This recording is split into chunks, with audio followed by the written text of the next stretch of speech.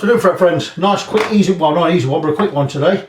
I have on the bench, this is basically an in-house guitar. This place belongs to a guy who used to, well you don't need to know what he used to do, but he has many guitars and he's a good guitarist, and he has got a Schecter, Japanese Schecter here. I think he bought it cheap, he always gets some bargains. I think he bought it cheap, and frets are too big for him, he doesn't like frets. So I'm going to take the frets out and put some smaller ones in. They're not as wide as that, they're about nearly 3mm wide.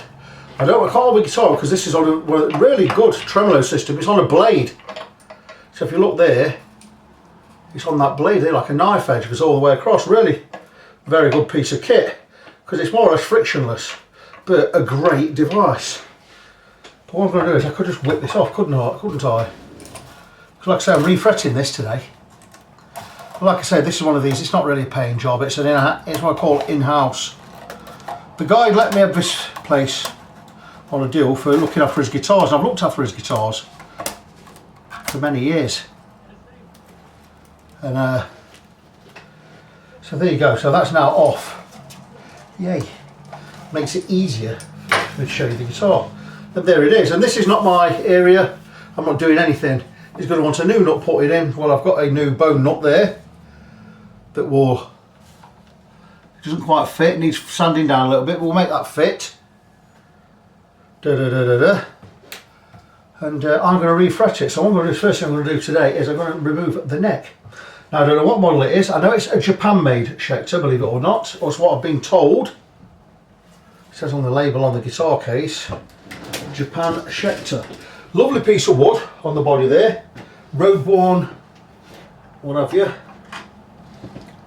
I'm probably better off doing this. I'm going to move the camera down so you can see what I'm doing, because I'm not going to be faffing about with this today. I'm going to be rolling it off and just getting it all done.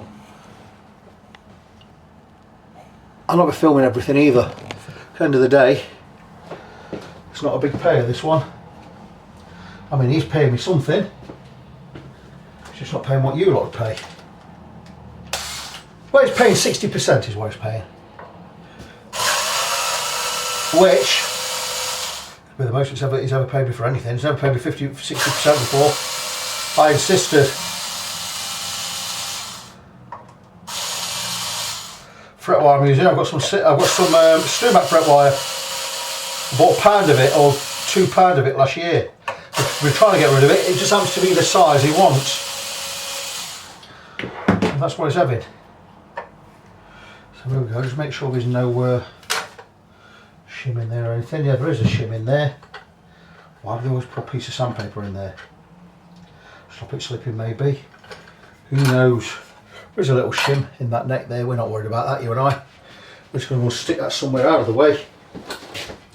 There's another body over here, my Telecaster body, so we'll lay it next to that. How's that?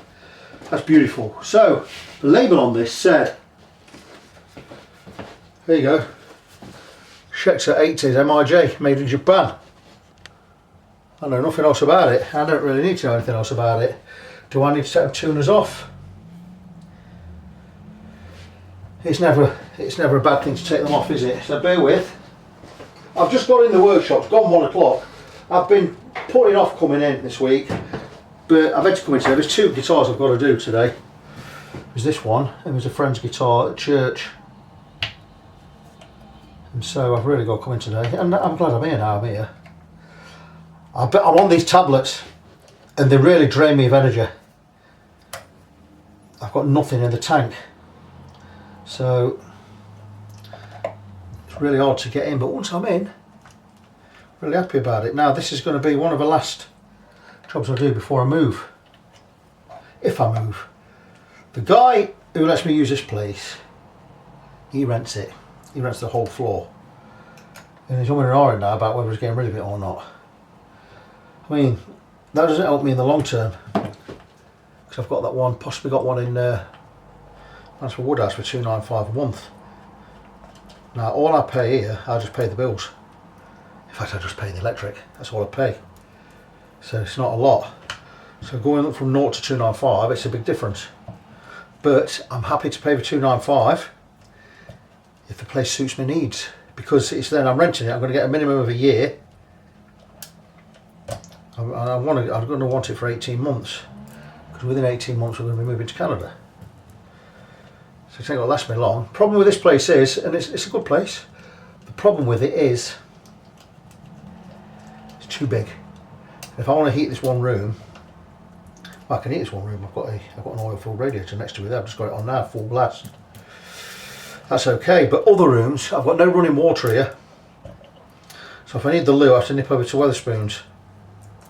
That's not very helpful, is it? So I'm quite happy to go and pay the $295 a month for the place in Mansfield Woodhouse. I've got to bring that guy in 3 weeks, which I will do. I'll ring him before 3 weeks are up. Now my wife's coming over here, she's a teacher, so she's got next week off, it's half term. And she's coming to help me start getting things boxed up for moving. The only things I'm not going to box up are things I'm going to need for setups, that's it.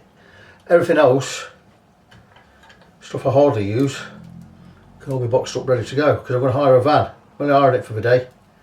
I'm going to be out of here and in the next one. But anyway, that's done. I'm just filling that space with some idle chit chat. Excuse me, to get us down to here. Really need a drink. Just bear with me a second. For these tablets, this water retention tablet I want, it makes me so dry.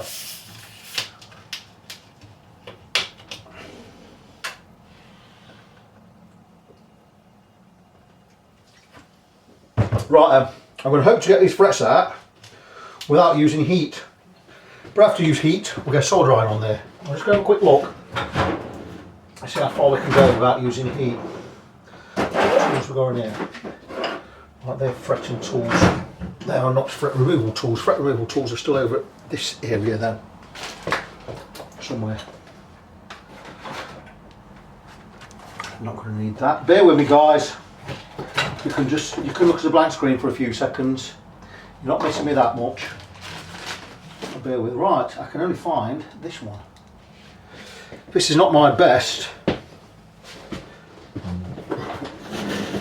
fret removal tool, but it may be enough. I'm going to try and get one out. Well, they pop straight out, but they are chipping. Right, I'll tell you what I'm going to do. You'll see me get that one out so easily. There's my super glue. Bom, bom, bom, bom, bom. Got some really runny stuff here, and all I'm going to do there, I just saw 2 chips pull out here. I'm going to run some glue. Is it clagged up? Looks like it's clagged up. Right, there you go, stretch that out, might be alright, might have freed it, there we go, we've freed it now.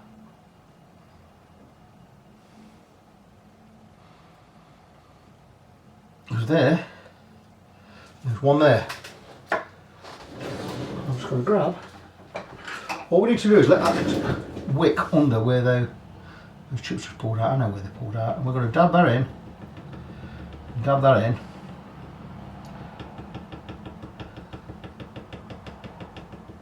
Trust me, I know what I'm doing. I'm going to grab some tissue. If I wipe that off, I know enough glue is already wicked underneath there to secure those little chipped areas. So all I'm going to do is I'm going to wipe off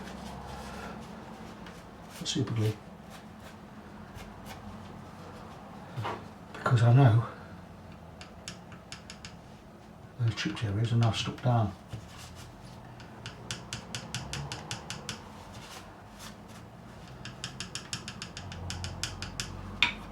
There you go, that's those areas done. Now what I'm going to do is, without turning the camera off, like I say, I'm not going to fanny about with this. I'm going to crack on and get it done today. Chip stoppers, a little stew back tool, and it's a little bendy thing, and this will go under the frets as I lift them out, and it should stop me chipping, like so. These frets come out really easily. He's going to want this re-radius in, he says. So here we go, chip stopper in there, and there you go, and that stops us getting chips. Again, just underneath at the edge.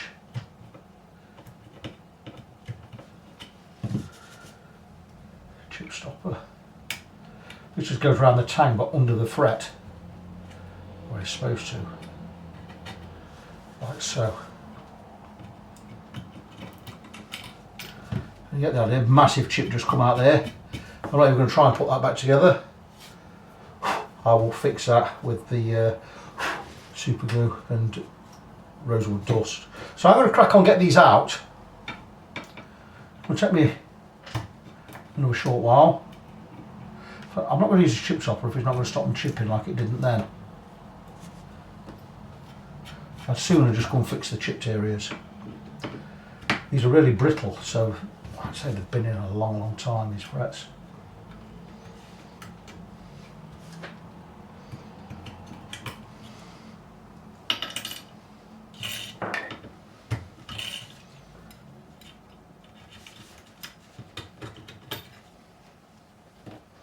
You can see it's not taking long, so let's just crack on. A couple of chipped areas here. I do have to re-radius this board, so I'm not going to bother. The chipped areas aren't going to bother me now. So I've got to re-radius the board anyway. A little chip just appeared there. I just saw it trying to pop up. We'll nip that in the bud straight away. And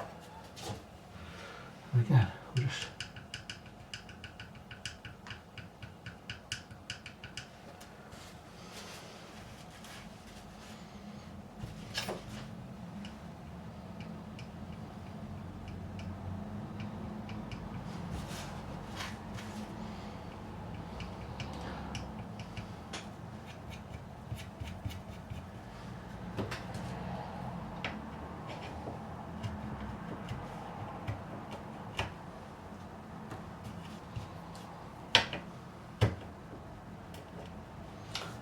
a chip everywhere. Big chip just flew out there right at the start. Doesn't help anyone that. I will have to repair these chip places, but you know, yeah, there's plenty there. Look, these have been glued in, and there's big clumps of glue in there.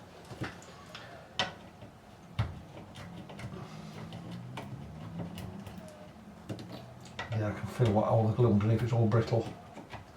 So I'll be cleaning these spots out anyway.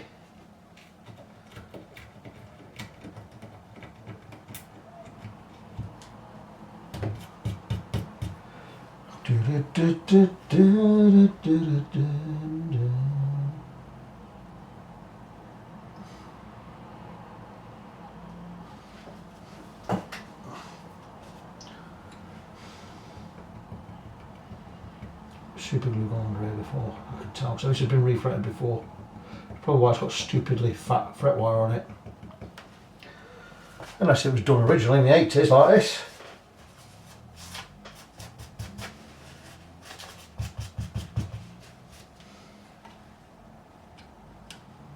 Big chip there I've got to sort out.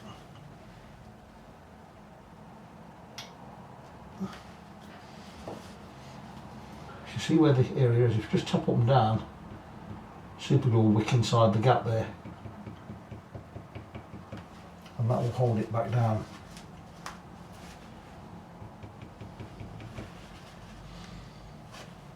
That should be good.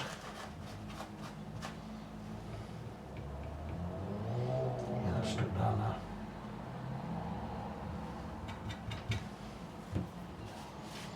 Sometimes at this far end you need to be really careful, so I'm going to get that's a thicker of the two, I believe. We'll get the thinner one in. Because the least chips we have to repair, the better.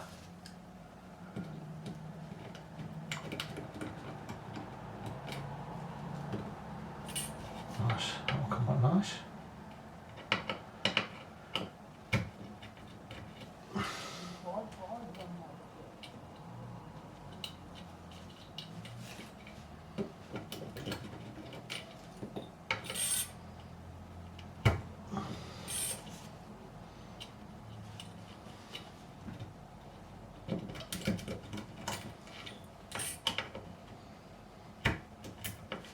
Yeah, it's all trying to chip everywhere this is.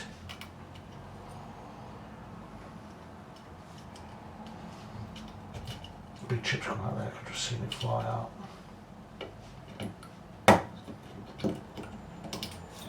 So you're not going to avoid chipping, it just, if you use these chip stoppers, it does help quite a lot. And a lot less chips than you would normally.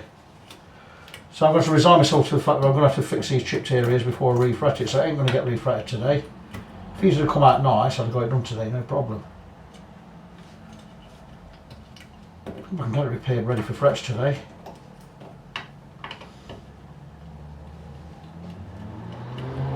What we're going to do is we're going to get the fingerboard radiused. And the chipping's not that bad. I mean, I've had worse. Crikey me, I've had worse.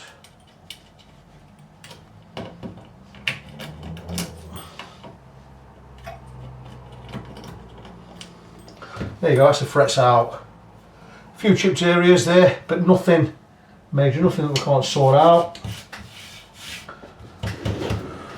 Where are you? Where are you? There you go. I've got a brush somewhere. Anything loose we'll get rid of. What we're thinking about the radius on here. We're thinking 9.5 or we're thinking 12. Japanese super strap. With the tremolo, anything with a tremolo I'd be going 12 inch radius. I won't be going 9.5. That's just daft. But we'll see. Get the radius gauges out, we'll have a look. Let's put these things away.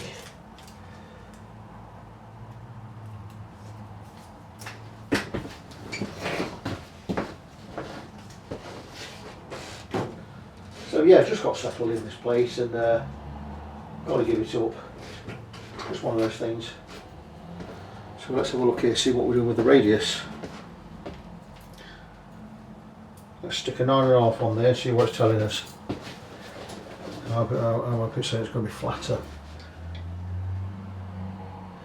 It's like a 9.5. It's flatter than a 9.5 at this end. Let's go with a try 12. If it says 12 at this end, I'm going to 12 it all the way. I'm not going to compound radius it. No, it's definitely 9.5. Might even be a 7.25. That's bad news. Should not be 7.25. Shouldn't be anywhere near that. But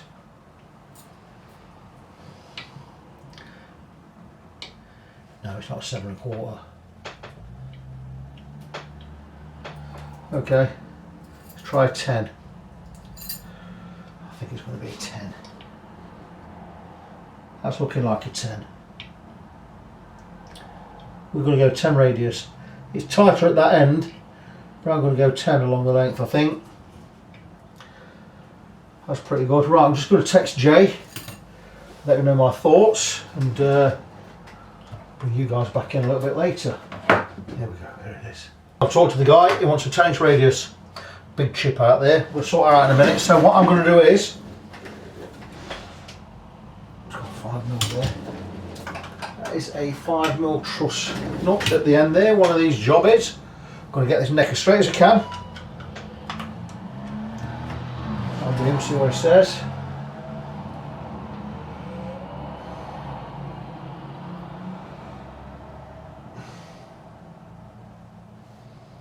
It's not 12.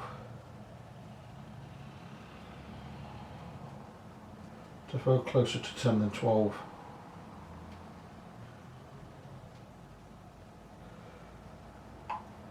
Don't have a 10 inch radius. Well, I'm wanting to get it as straight as I possibly can because I'm going to affix this to I built a special tool for radiusing removable necks. And let's see where we are with this. It's almost straight. That's probably as straight as you can get it, which is good news because the truss rod's loose. Just going to put just a gentle nip there, and if it's straight there, that's perfect. That looks to be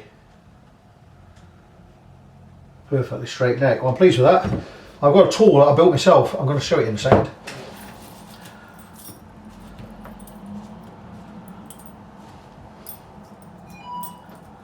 Okay, he won't let up now. Look, texture's already. Right, so that's there. So I have this brilliant tool. Let's move these out of the way.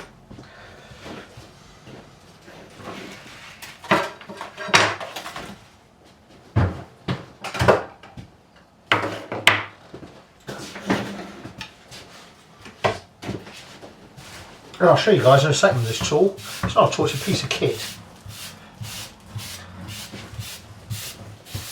Straight into the bin with that. That's good. Now where have I put you, my love? That might be in the other room.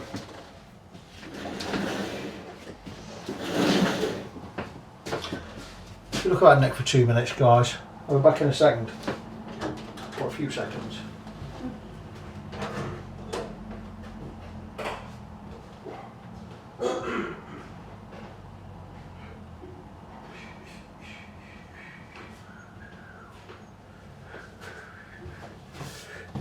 This is a piece of kit.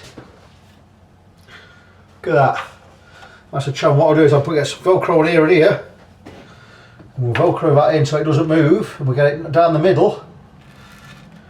And once that's set where I need it to be, down the middle there, I'll take a radius beam that fits this slot. And I sand it back to wherever I want it to be. Now, do I have one knocking about anywhere? I'm sure I've had one this morning. Can I find it when I need it? Absolutely not. There you go. There you go. I know I've got one. And then we'll take a radius block, like so, and we can re-radius the board, like so. So that's working, and that will re-radius the board to whatever radius that is. It's a 12 at the moment. I'm going to get a 10. I can re-radius the whole board. So you know how it works. So I'm going to get that all set up. Once set up, I'll turn the camera back on. So I'm right out of Velcro. Well, I've got the loop stuff, I don't have the felt stuff, so I'm going to bin that. I'm going to go with double-sided sticky tape, which will make my job a little bit more difficult, but I never put double-sided sticky tape on anything without first putting a layer of tape, because then I've only got to pull the tape off and not the double-sided sticky tape. So what I'm going to do is I'm going to see what's round about centred there. That looks pretty good. Pretty happy with that. That's going to give me a centre, so I'm going to see where I need to put this on the headstock, right about centimetre in on the far side. So if I go centimetre in on the far side like so, that shows me where I need to put the double-sided sticky tape. And if I line these double-sided sticky tapes up, I'll be just about in the middle. You see, this for thinking. Hey, always thinking, Mr. Crowleys. Look at that one. And I could take a pen and give it a measure. If I grab a pen, right, we're tight on the 22nd. Okay, we need to come back a bit. When it doesn't move on both settings, that's centred. That's centred, look. 3mm that side, 5mm this. So 3mm the side nearest to me, 5mm the other. Let me grab a piece of tape. So I need a bit of an overlap this side. It needs to be close to this side. If we go 3mm this side, about 5, that's just about right.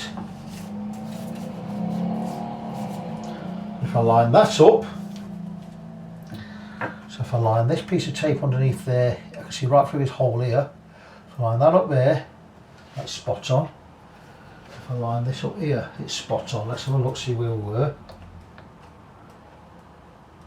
That's just pushing it, and that's just pushing it. So if I line this tape up both sides, I know where I am. Let's have a check on the other end. Now, do I have something a little bit wider? I think I do.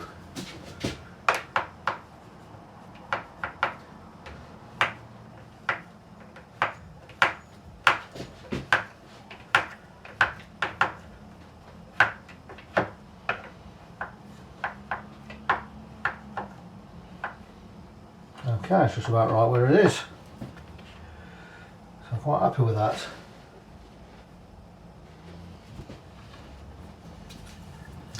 So we're going to put some double-sided sticky tape on there and on there, just one piece, just to hold that close to where it needs to be, and we'll be laughing. Now what have I done with it is the question. Is it in there? It's right there. Okay. So we hold on with it. There you go, kids, there you go.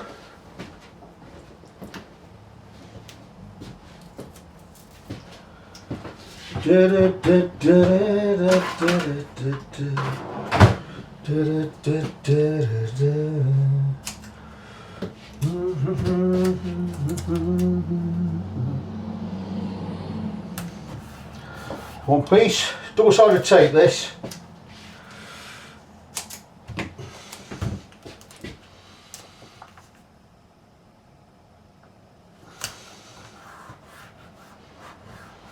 Two pieces there.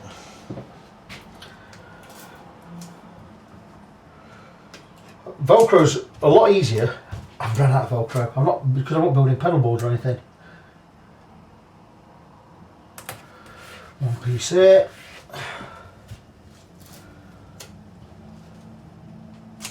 And one piece there. And if I get it right first time, brilliant. I'm not expecting to get it right first time though. That's overlapping. We don't want it. I don't want it overlapping at all. Just bring that down here. There you go. And then to make the double-sided sticky go into effect, just peel off the backing like so.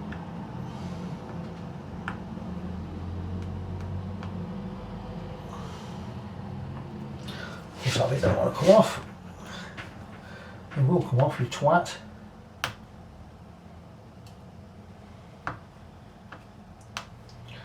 Yeah, we've got it.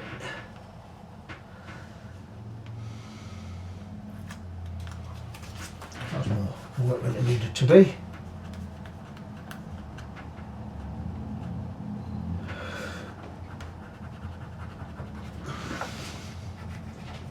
Could be a bind to get off this stuff. Let's get started. There you go, we've got started there. Right, so this one.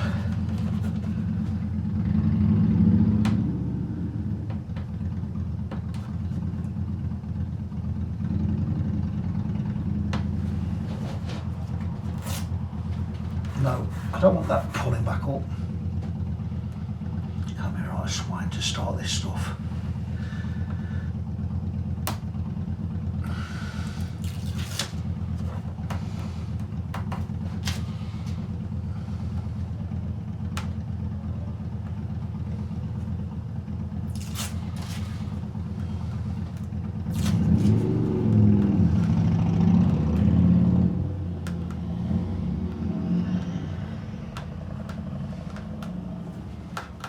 There you go. Right, so what I need to do is to line these two bits of tape up here, which is just about right there. Line this piece up here, which is just about there. And now we have the neck in there and it's not going to move. So now when radius it, that's going to stay exactly where it needs to be.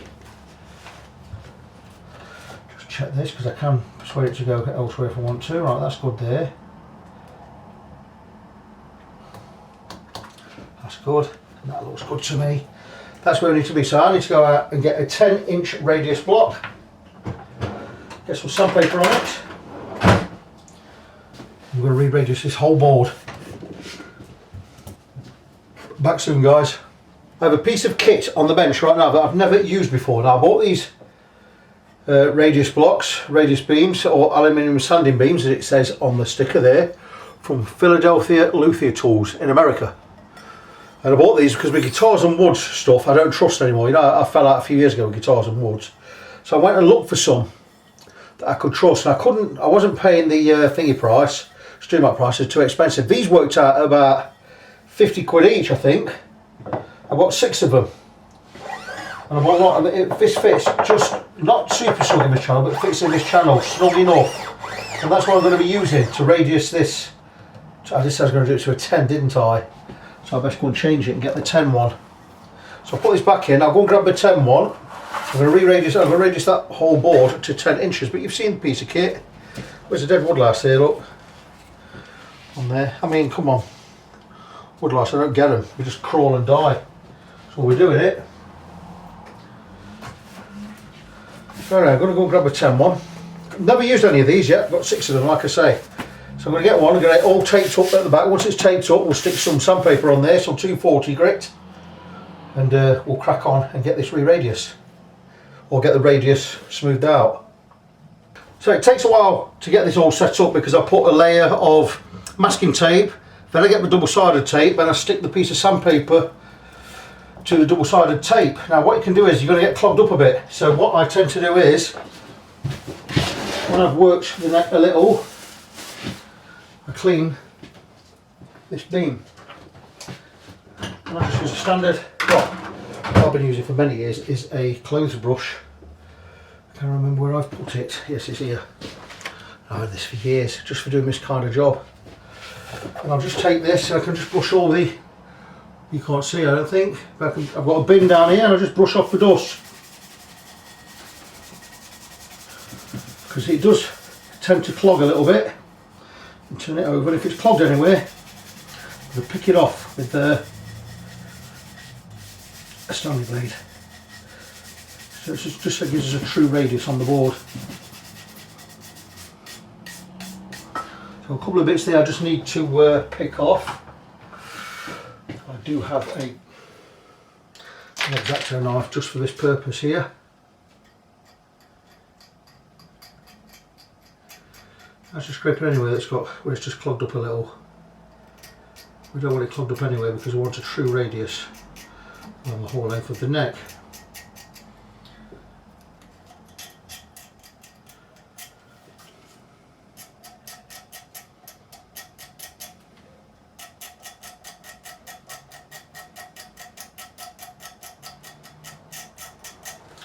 That's the beam cleaned up really nicely. So still a bit more at this end, just down here.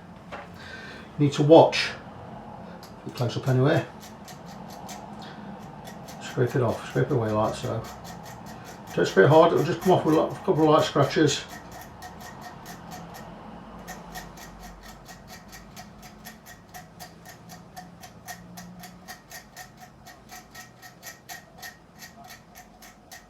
And that looks pretty good.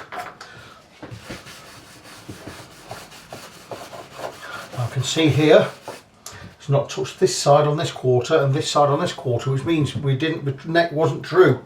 It did have a small twist or a bend in it, and we're going to wait till we're hitting wood on all parts. So we need to be hitting this bit and this bit up here. Again, just a matter of letting the beam do the work.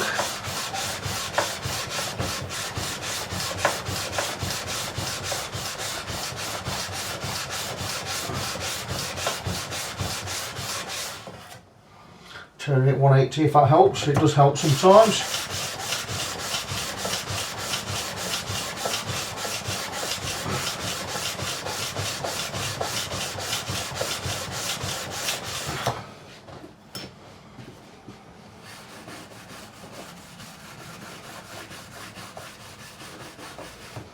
So you can see where the beam's hit and where it hasn't. It's not hit on this side. Now we're just going to check, see how straight that neck is.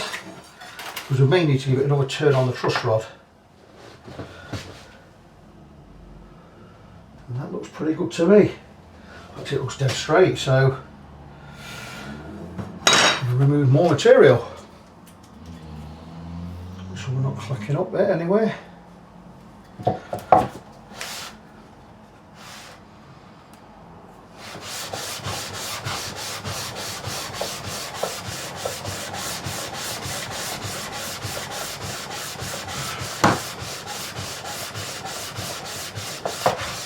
And we're now hitting this side, which is great news. We're hitting this side, we're just not hitting this side.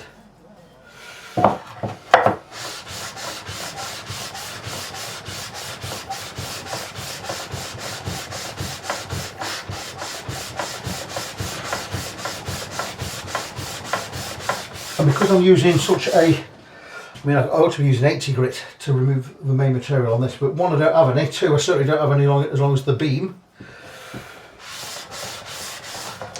So what I can do is, I can eyeball it, see if we're getting close, and we are getting very close. I can take some excess on the edge of the beam. I can just start to rough this up a little.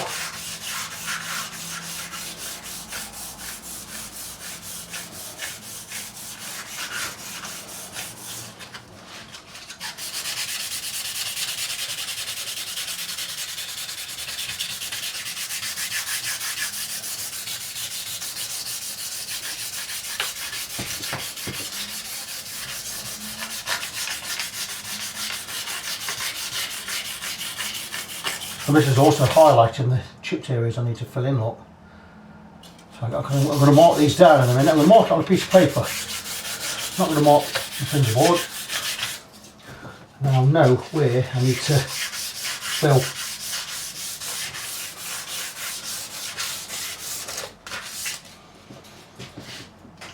So that's looking pretty good.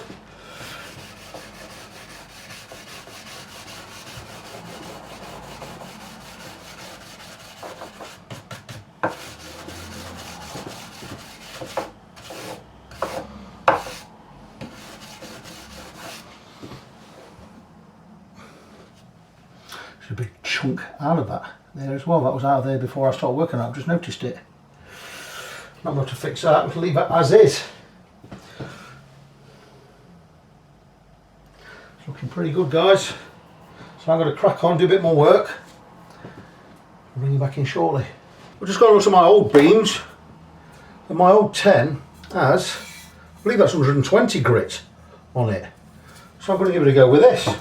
That's 240, it's not cutting the mustard at the moment. Oh, hang on, that's a little bit tight. So I wonder what I've done on here. But that paper's slightly overlapping, so I'm going to just trim the edge. All being well, this X-Acto will do it. No, it's not very good. Right, okay. Let me just try and get a brush and just press that in a little bit. And that might work. Okay, see if that's any better. That's better.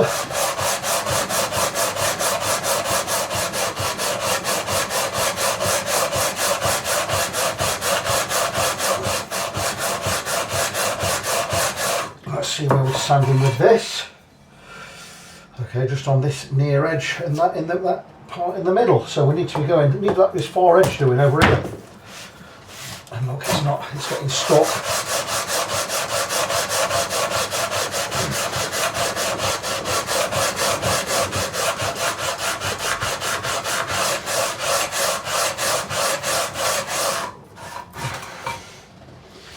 Well, I've definitely seen wood now, both sides, there and there. So that is a lot better.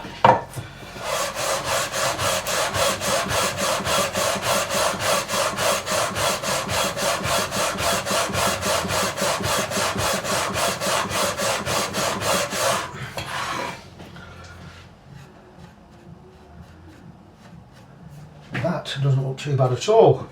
Back with the 240.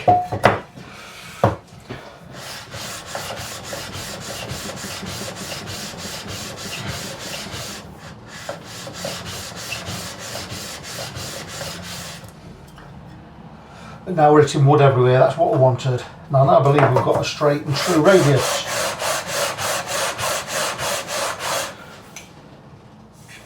Just check this side here.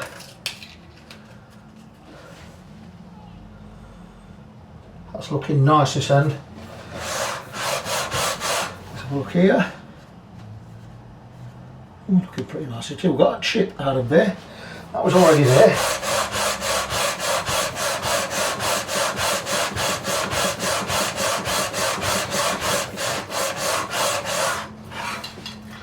I'm going to take that as more or less straight and true. What I'm going to do is I'm going to peel it off, go down with the gauge, measure everything, check everything's straight. Just finish off with this.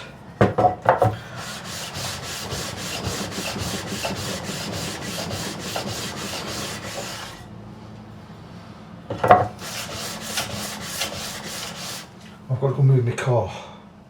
Right, I shall go and do that. I'll be back soon, guys.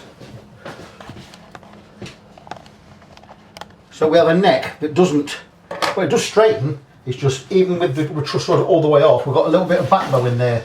So we're going to basically, I'm going to say force it straight. We're not actually forcing it straight. What we're going to do is, I've got it bolted to a piece of MDF, 25mm thick MDF or 30mm thick MDF there, using its own neck plate and its own screws. And what I can do is, with the truss rod loose, when I find the right gadget, which is this one,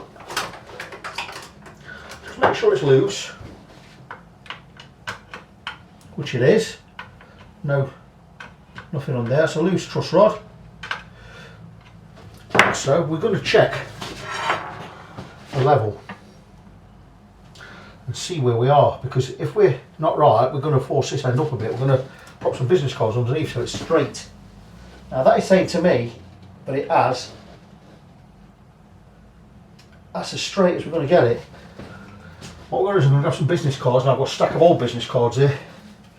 I've had through the years, back when I was crushing guitars. Look at that, all them years ago. We're just going to stick 2 or 3 under the headstock until we see where we are. I'm going to go with 2. I'll see what that's telling me there. That may tell us got a bit of relief in there or something. I can always straighten up using the truss rod. Just want to get dead straight. Now that's got a little bit of relief in there, which I'm really liking, because now I can just tighten the truss rod ever so slightly and coax it back to dead straight. And once it's dead straight, I'm going to go at it again with the radius beam, sanding beam, and that is saying tiny bit of relief.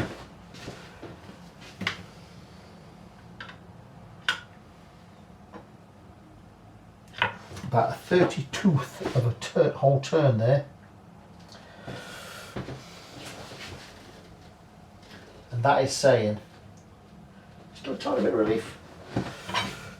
Probably as straight as we're going to get it. That's about another 64th of a turn I've given it there.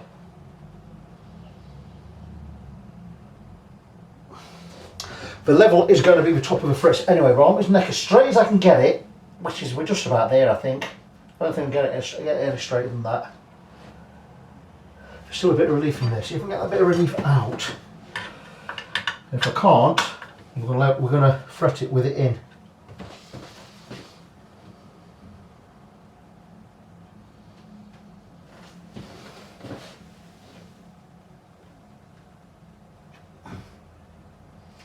Okay, that's as close as we're going to get it, I think. Just remove these business cards and see what it's saying.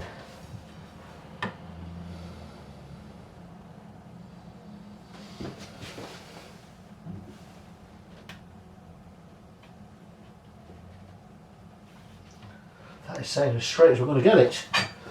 So I'm going to take that as straight.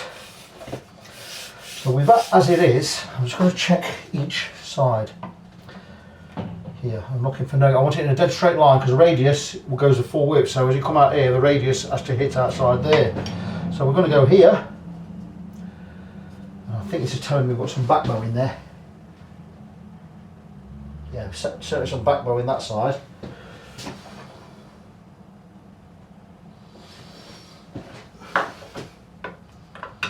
Take everything off the truss rod again.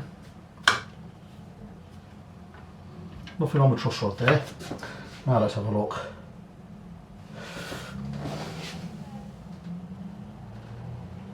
That's saying good. This is saying there's a bit of back bow in it. I know it's saying that because I can almost see it. So I do need to bring the headstock up a little.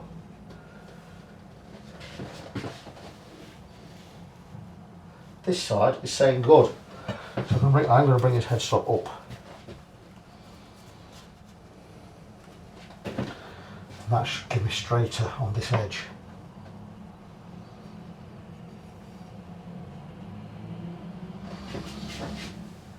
That's certainly give me straighter along that edge. So we're going to go with that as straight. Now what we're going to do is I'm going to re-radius. I'm going to get radius beam out again because I want it to be hitting all of the wood. I'm not got to worry about filling in the chipped areas yet. That's going to be done before we refret it. But I just want this, I want the radius right. Now then, what did I do that 10? I think I put it away. Put everything away on Saturday. We're Monday today. So let me just go in here. Got to keep an eye on my watch because I've got to meet someone for coffee in half an hour. I'm going to move my car beforehand.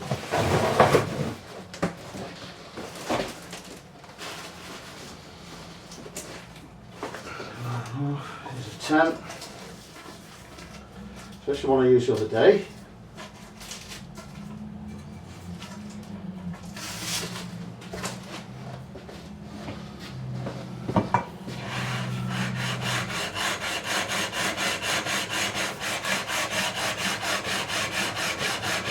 I'm going to see where this is hitting the wood. Probably just going to be in the middle area. It's hitting on that edge. Now on this edge, which is where I need it to hit, and on this edge here, again where I need it to hit, because that's where the twist was. Just keep going as we are.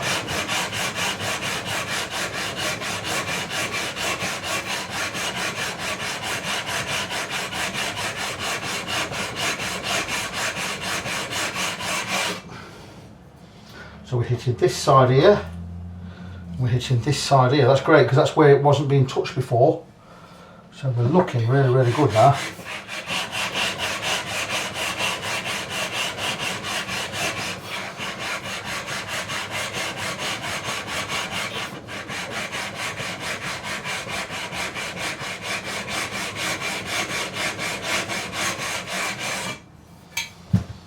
I'll give that a little brush. Brush. Now I've not seen it today. It's here. It's where it should be, that's why.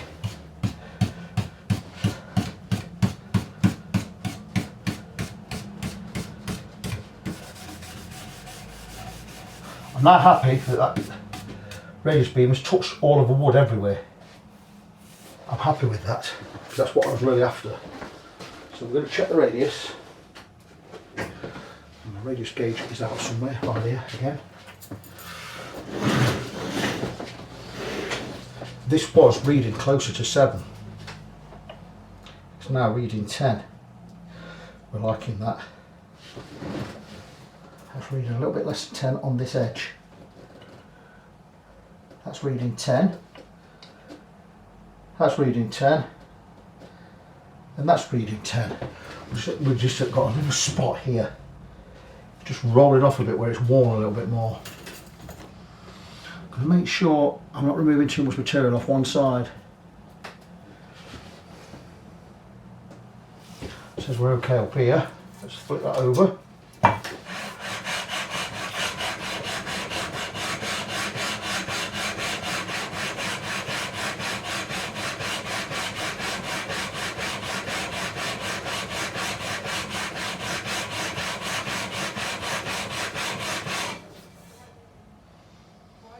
That's going exactly where I want it to go, that's good.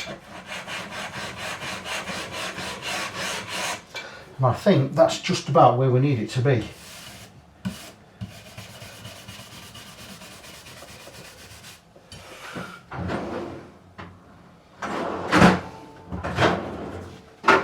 So I do have my fret slot saw. And it cuts to depth of that blade, and that blade is thinner than a regular hacksaw blade. It's exactly 0.5 millimetre, which gives us the right depth and the right width.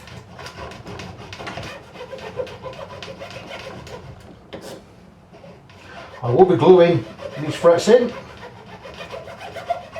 Let's watch this because this will, if there's any loose bits anywhere, this will chip, and that's just giving me some more chips here, which I'm going to fill in a bit. No big deal for me. I can spend the rest of the afternoon on this, and probably will do.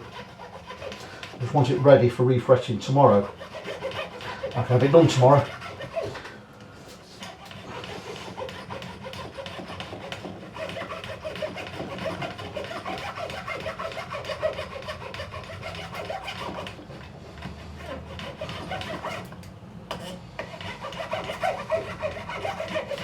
also need to get some new blades. This is the last one. I have some somewhere, I don't know where they are. So I'm going to order some more. I know I've not used all the ones I had in stock. This guitar's been refretted before. So I can see where the glue deposits are at the edge of the fret slots. That's fine there. So today I'm mainly going to get those fret slots done, the chips done, get those fixed. And then we're going to check which fret wire we're going to use. Now I do have a load of Stumac fret wire. I bought a pound of it. Enough for about 13-14 fret jobs. I've only done one. And when I'm doing cheap jobs like this, I'm knocking someone a load of money off. It's the fret wire I go with, just the Stumac stuff. There's nothing wrong with it, it's fine.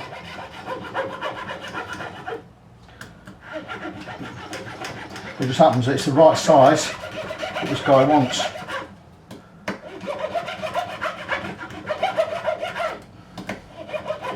Slots down here are fine.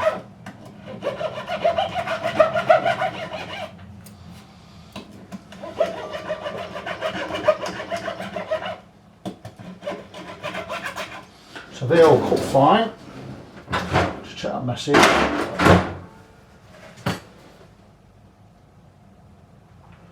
That is my, okay. Blah, blah, blah, blah. This is a link to your, right, okay, got it. I asked for a fit note, another fit note.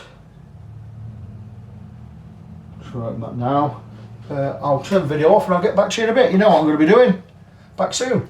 So it's now 7:15. I nipped out for an hour, meet someone for a coffee and a chat at 3 o'clock. I was back here for about 4:15.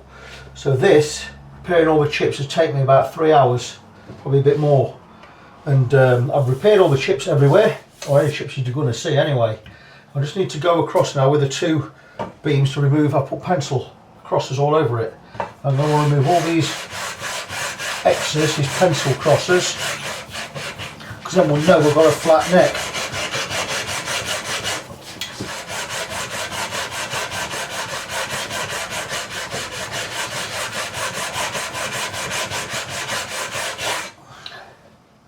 And that's with the coarse stuff, and I'm going to finish off with the smooth stuff. Still got some crosses there, so we're going to get into the middle a bit.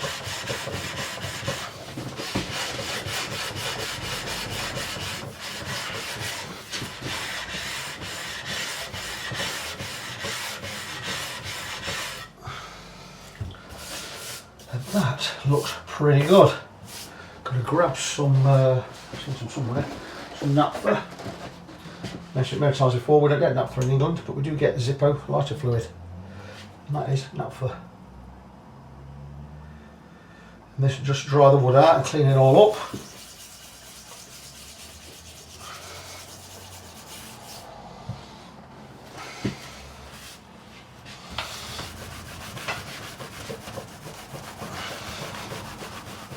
And that looks like a really nice surface for me to say to myself, right, I'm ready now to put frets in here. Look at that, that's nice. A little bit of a clean there.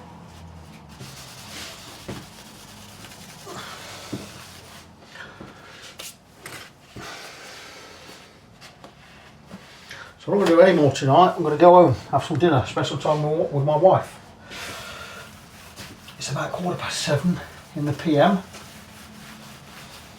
And tomorrow I can come up, I'm not going to clean up tonight, I'll come and clean all this area up and get some fret wire.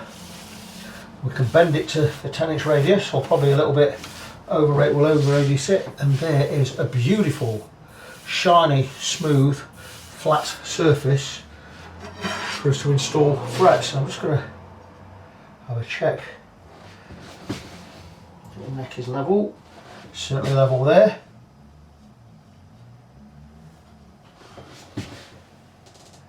It's certainly level there.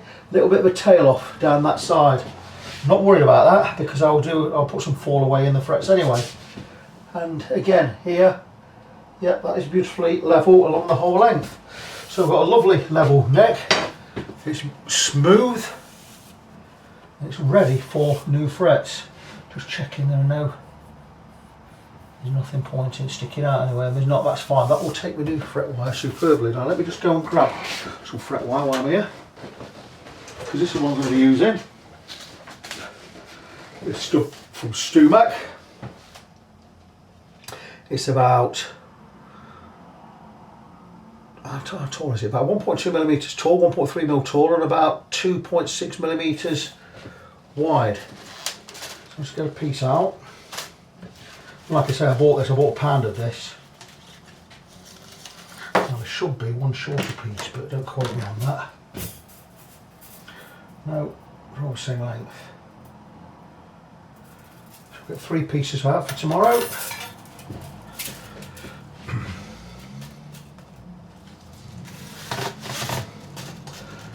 The easiest way for me to measure this is to get my calipers out. But I'm not going to do that tonight, can't be bothered. Put this away.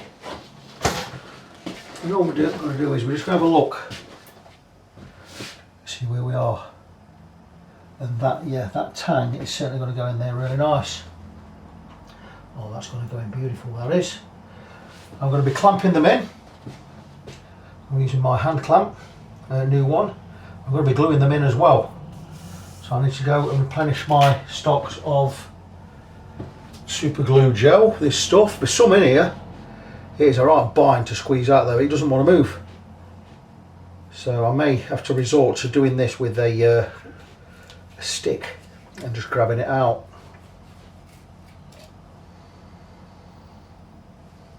You get one refret out of a bottle of this, maybe there's not enough in there, I don't know. It's like a gel. It's not that clever really, you need a better dispenser than that top. But something we'll sort out tomorrow. Regarding bending the wire, it's simple enough. I've got a that one's done with it. There's here. This is my fret bending tool, and just do a test piece now. I don't know what this is set to. It helps with putting it in the right place. Put that back in where it needs to be. There you go. It's just a matter of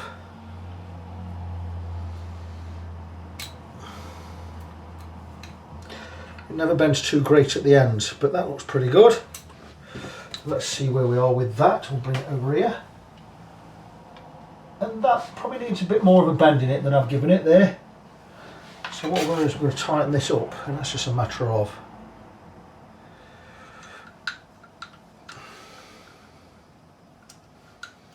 just altering that wheel there, and we'll go again. If it's too, and if we bend it too much, like I think that's going to be too much there, that's certainly going to be too much, but you know what, let's go with it.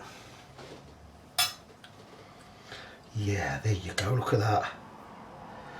I don't mind over bending it by that much because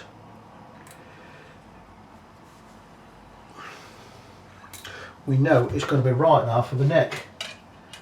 And there you go, you see, and I can just grab a piece. If I grab the right cutters, which are not in there, they should be. Now then, not prepared at all. Here we go. Get my Stumac ones out here. And I can just overcut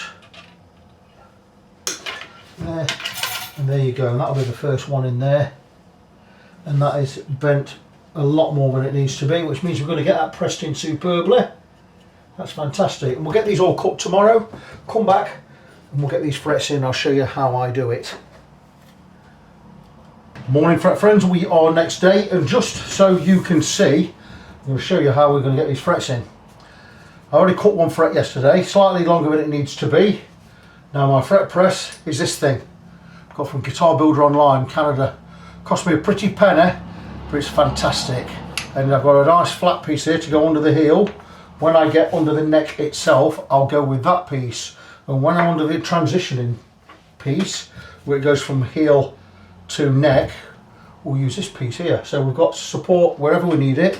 Now I'm only showing this so it's easy for you to understand it in this direction, but I won't be fretting it this way because it's the wrong way around to me. But what I'm going to do is tapping the ends.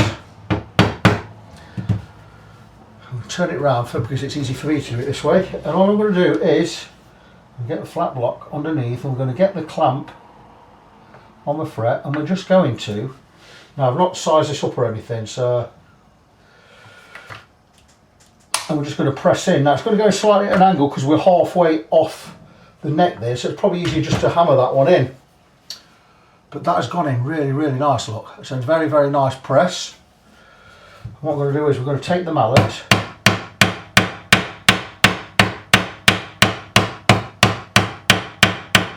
and make sure that's seated all the way down, which it is.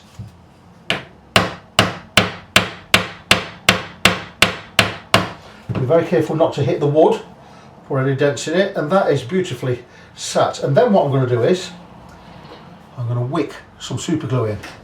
So I just need this. I don't know if you can see, but I can't do another angle. I'm just going to super glue there, and that will wick itself in and under the fret. What I should have done there is put some wax on the fingerboard. And what I am going to do is I'm just going to wipe off any excess, because I know that's wicked underneath there. I do have some wax.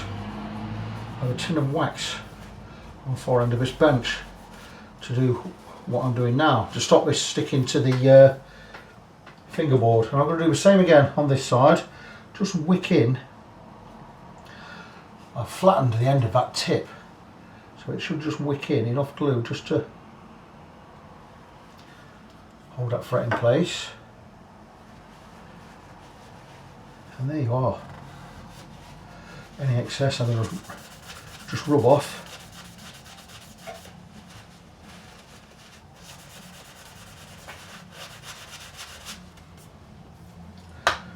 And I'm just going to try and get a little nip on that.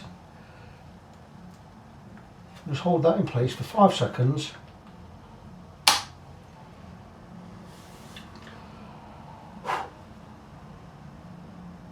And that will be 1 fret done.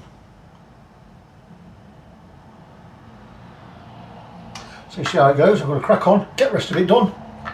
You've seen the formula.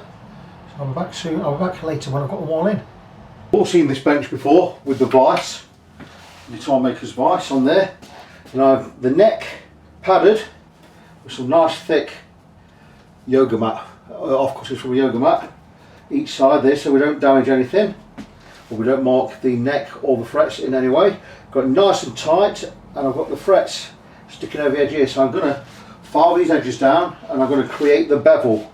I'm using 2 files, perfectly flat coarse file out of my fret leveling, out of my beveling holder I used to use. I don't do it now, I do it freehand, so I just use a file, and we'll smooth off with my number 4 cut Swiss file, which is very smooth but very sharp. It's a fantastic piece of kit.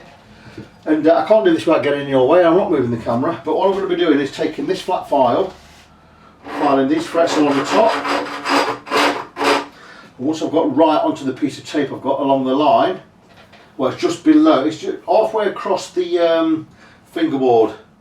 Once I start moving, taking tape away with this, I'll go to this file, I'll take a bit more care. I'll also be putting the bevel in, so once I get right to the edge of the wood, I'll be bending the file over and creating that bevel, which is basically this.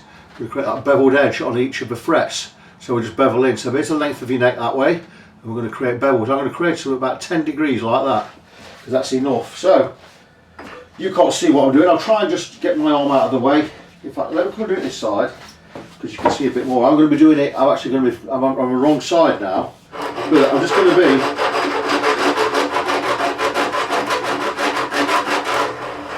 taking away what's overlapping the fingerboard.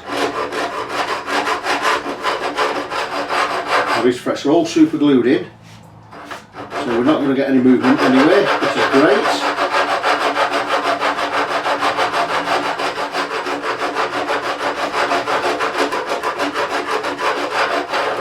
And you see how it's done, and we're getting these right up to the edge now. I've already hit the tape there, look, so I'm getting close to that edge there, which is fine, it's what I want to do. That stops me hitting the wood with the file, so that's fantastic.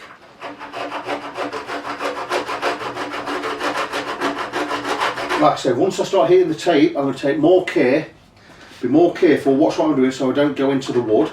We can always oil the wood anyway later on, which I'll do anyway, shine it back up. But there you go, I'm going to get the side I need to be to do it properly. I'm going to crack on and get this done, and I'll come back and show you the results in a while. I've now beveled the edges, so we've filed the edges right up to the wood, then we've beveled the edges, so instead of being flat up like so, they're now beveled that way. Both sides, that feels really, really good. I've scraped the fingerboard with a standing knife, just to remove any of the old oil or what have you, because I need to stick tape to this shortly. Now what I've done is, I've bolted it back onto the piece of MDF, because there's a little bit of back bow in this neck naturally now with the frets in this, and the frets probably a little bit wider than the slots. It's created a little bit of bow. So what we're going to do is, with the truss rod loose, which it is, I've loosened the truss rod. Let's just get you there. There you go, that's the truss rod loose. I'm going to check, see if any bow now it's bolted on there. It may have disappeared a little.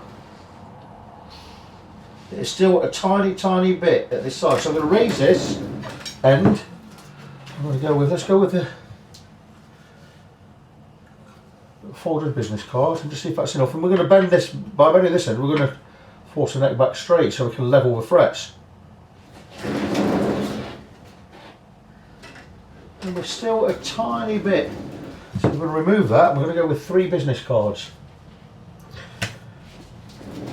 I'll grab some from over here. 1, 2, there's 3. There's 3, just there, look. We're going to go with 3 business cards. And that should just force this neck back up. This is solid. Force it back up. Just remove that little bit of bow in the middle. And the frets should now, the neck should now be straight. If it is, we're going to level the frets like that. We're going to level them without taping them up. We're not taping them up just yet.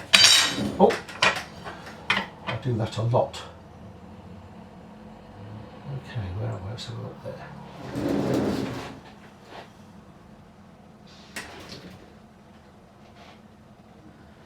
That is fabulous. So we're calling that a straight neck. So we're going to check the frets with a fret rocker. Do I have one out? I do not. So we should go and get one.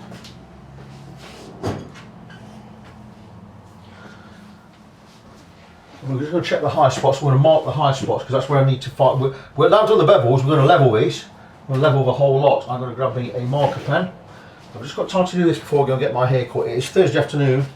My haircut Thursday afternoons, 3 o'clock every 2 weeks.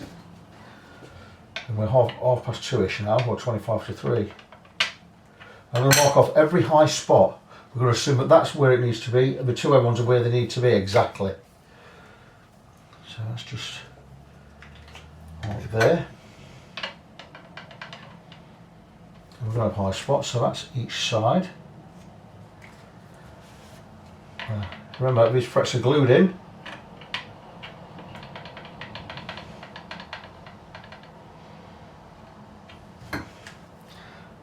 So we've got quite a lot of material to remove from these, I imagine. They're glued in.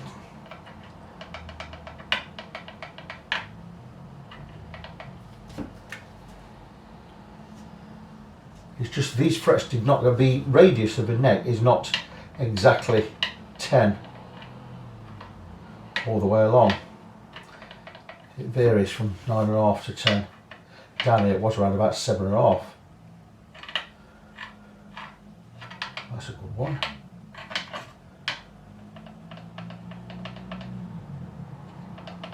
So where it rocks is where I'm going to mark with a pen, and that's the material we need to remove.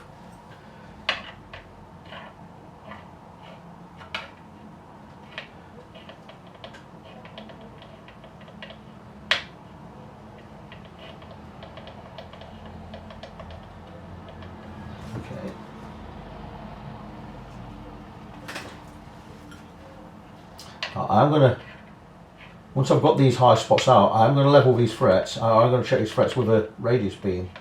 I don't normally use a radius beam, but I'm going to do in this instance because I want these really level.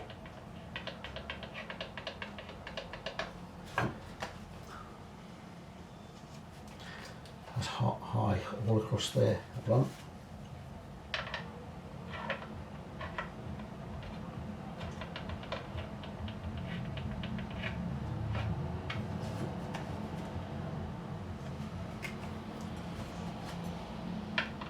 And don't worry about them being high. This happens. You can't expect all of them to go in dead level. There's more high spots on this than I would have liked.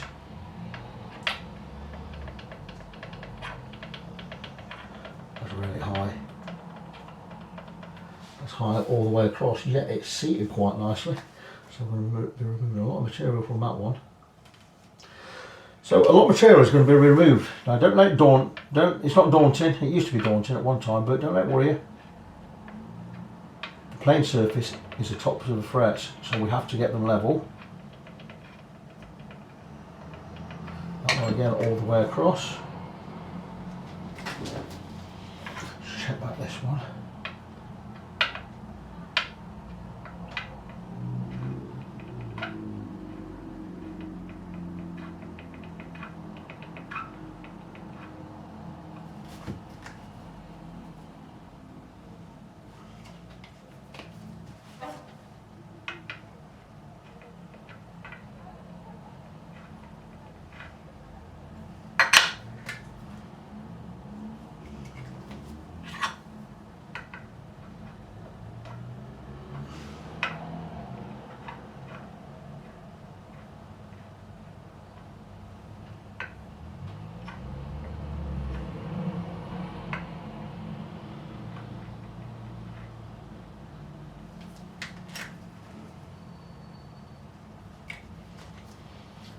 Right, close to the end now.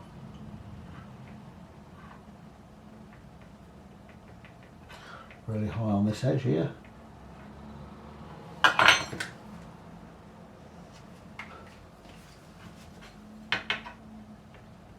Wow, very high there.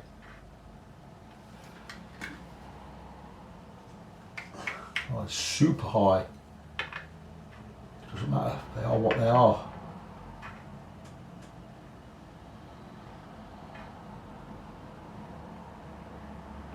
Just in a small area, it's got a high spot just there. Does that happen?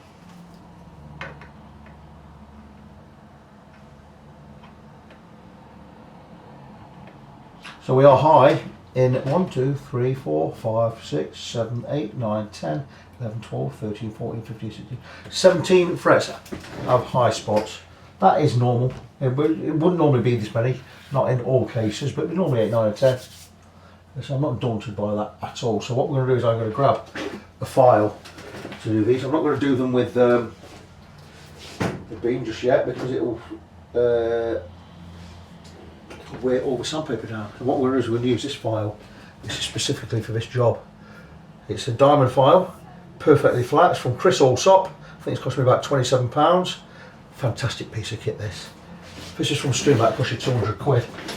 So what we're going to do is we are going to, we've got a lot of work to do at this end, so I'm just going to go straight on with it and just start filing away.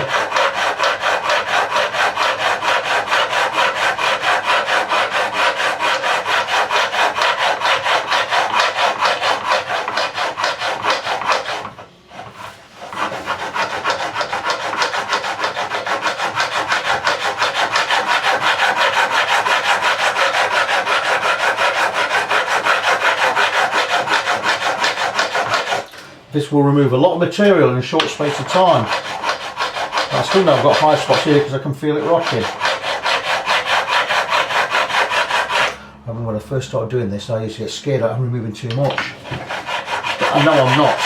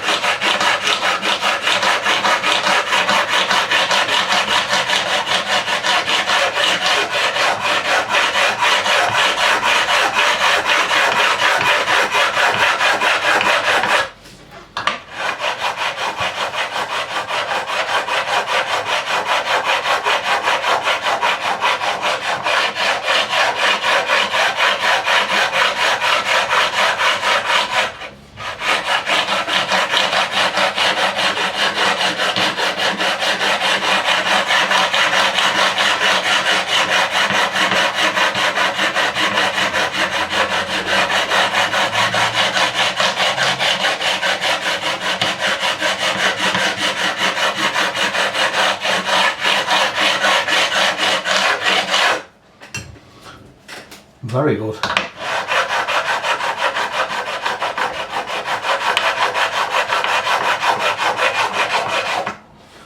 Now just there, I'm going to brush this off. I'm going to check the level again across that length, and we'll go again. That made me jump. Oh, brilliant. There's a piece of kit just falling over.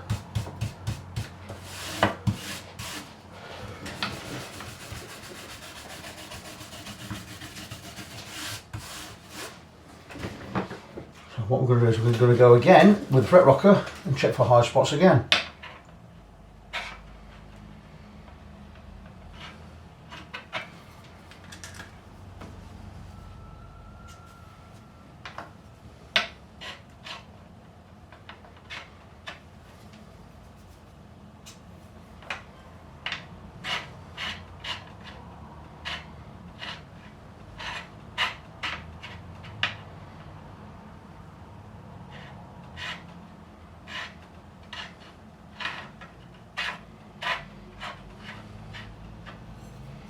And I'll keep doing this until I'm close.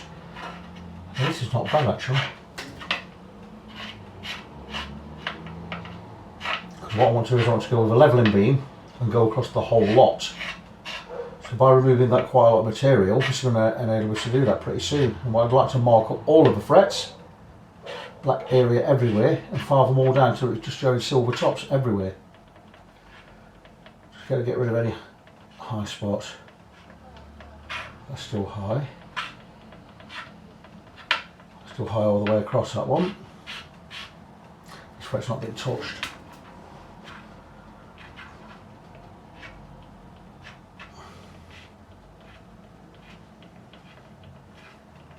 That one's all the way across as well. There's that one. Just check it. Yep. That one. All the way across.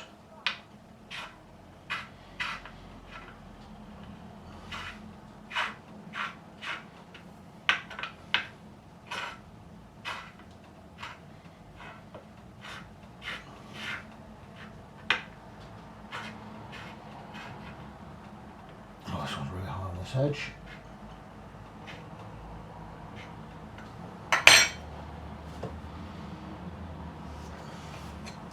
So we've got rid of most of the high spots. There, and mainly there. So we're just going to hit this end first.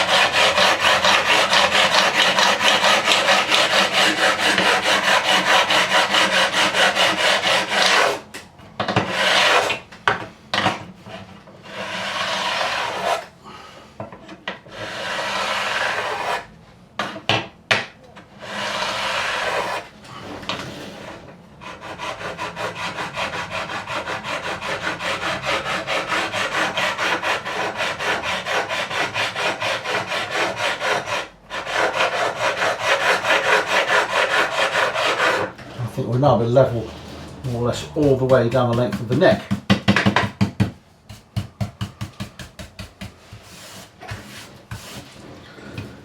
So we're going to check again. And I think we can go with a levelling beam in a minute.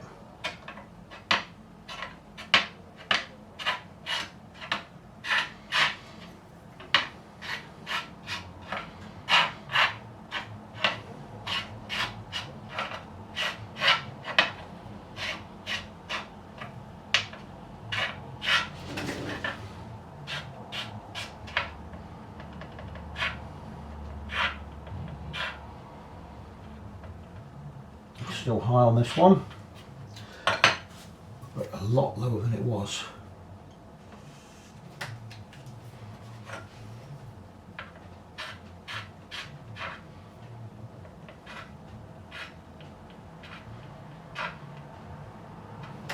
Not too bad on this one, but we'll go all the way across again.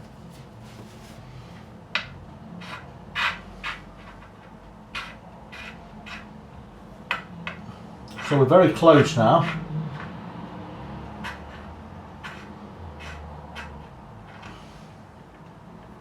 Oh, we're still very high, just on that far edge.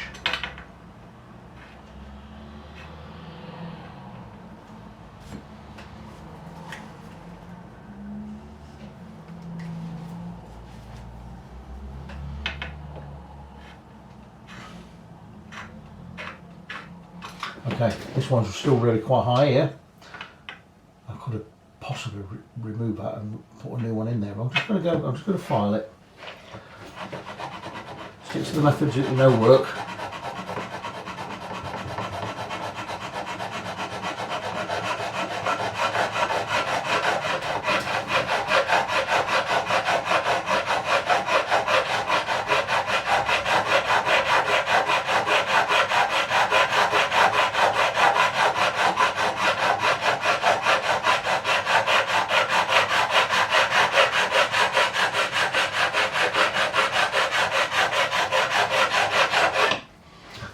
Do with these here is from 12 down to the end. I need them all to go silver. I don't know we're level.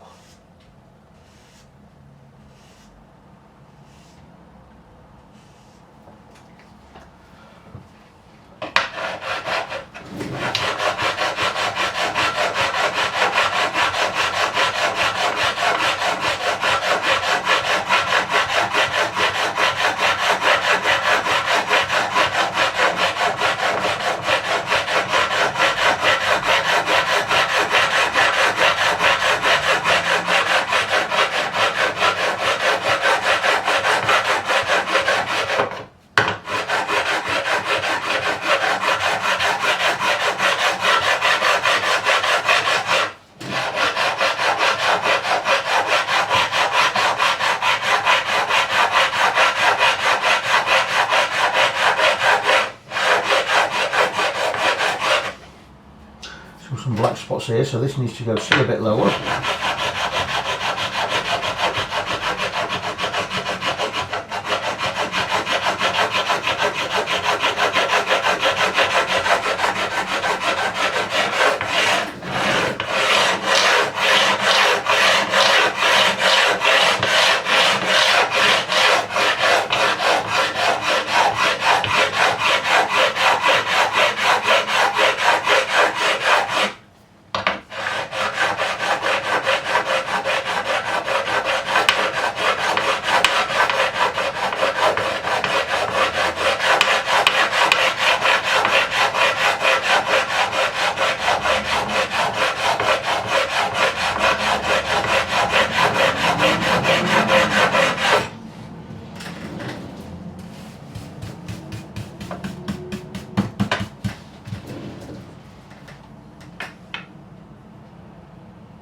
Still high, that one.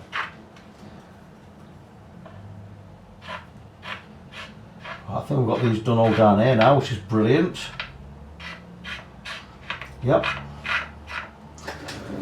Fantastic. So all around here we're okay, it's just this one, this M1 here. I'm going to grab my number 4 cut file, super fine one, and I'm just going to spot level this, just one fret on its own.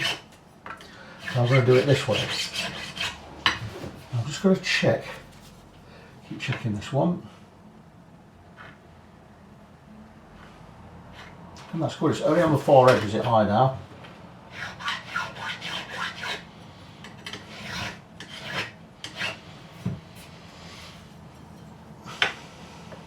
And there you go, that's good. That's really good. Now, so what I'm going to do is I'm going to take this, it's got a flat edge. And I'm just going to do the same with this file. As I did with the handheld one, the other one.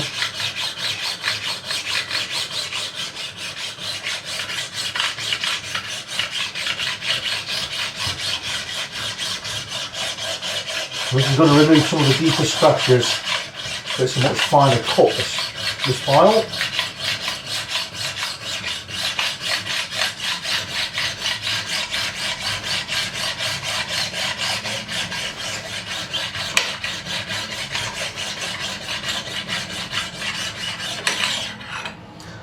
That is frets just about level now. I'm not going to have proper level until I've used the radius beam or the leveling beam. I'm going to get out in a minute. But they are a lot smoother. I would have to go over that file.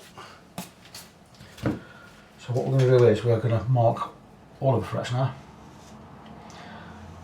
You notice I don't put the tape on between the frets until I've got them level.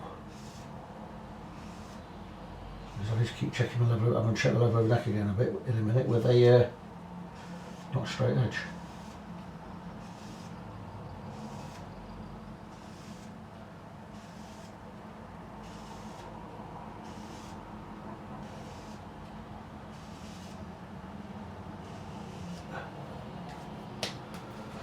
So I'm just going to grab my beam, being as it's here. Again, you've seen this before from Crimson Guitars. Precision straight edge. That's got 240 grit on the base, this has got 400 grit on the top. And we're just going to, with the 240 first, it's been on a long while, we're just going to check to see if these are level. If they are, they'll all come up silver.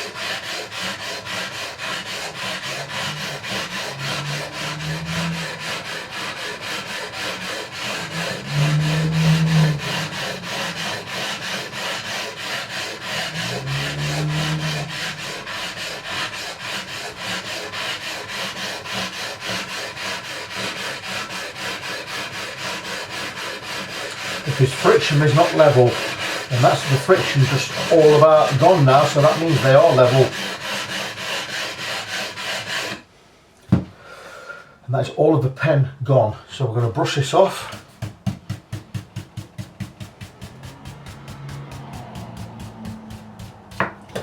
Check the level one more time. Right, I've got to go and get my hair cut. I'm going to check the level when I come back. And if it's right, we'll get the next part of the procedure done, which will be the crowning and the polishing. Back from my haircut, I'm back from my lunch. I've just checked my frets again after going over with 400 grit on the leveling beam, the 240 grit on the leveling beam. I've marked the frets up again, and I'm going to finish off going over with the 400 grit. And I know the frets are level, then we're just going to let this leveling beam do the talking.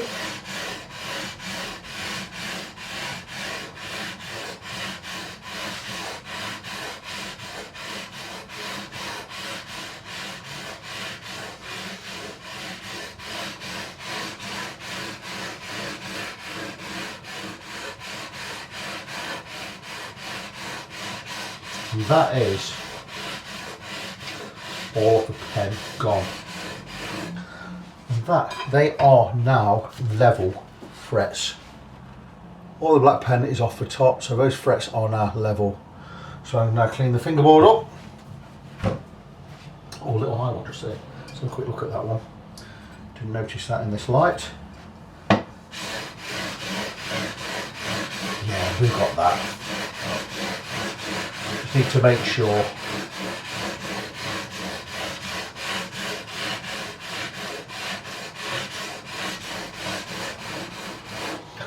So just to make sure, fret rocker again. Now the tops are all silver. There you go, so the frets are level. This is more or less for the camera.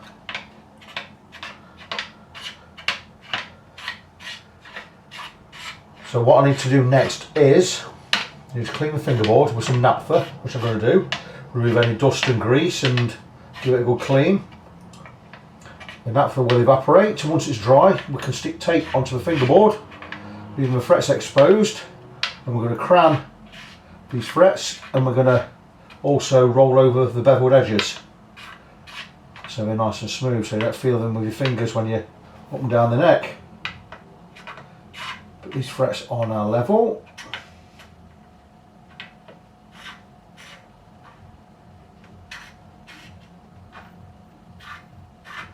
That's beautiful, it's all done. So I'll grab some naphtha.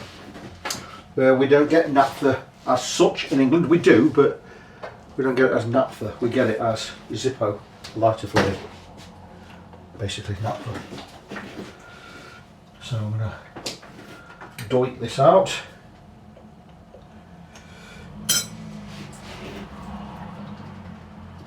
Fretboard a bit of a dousing in that.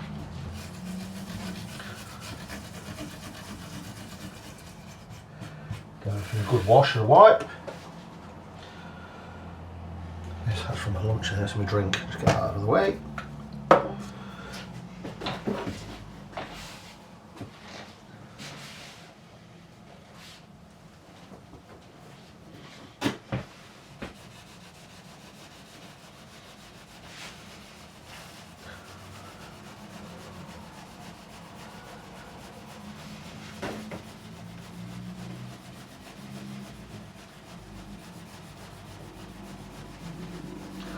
Give it a bit of wipe and clean.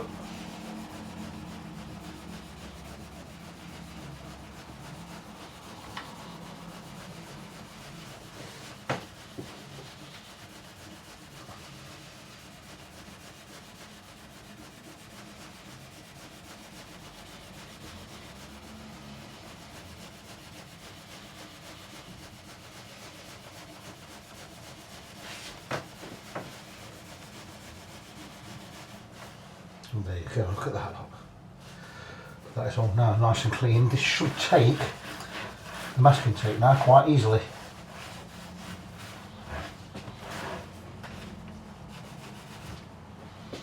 Clean and dry.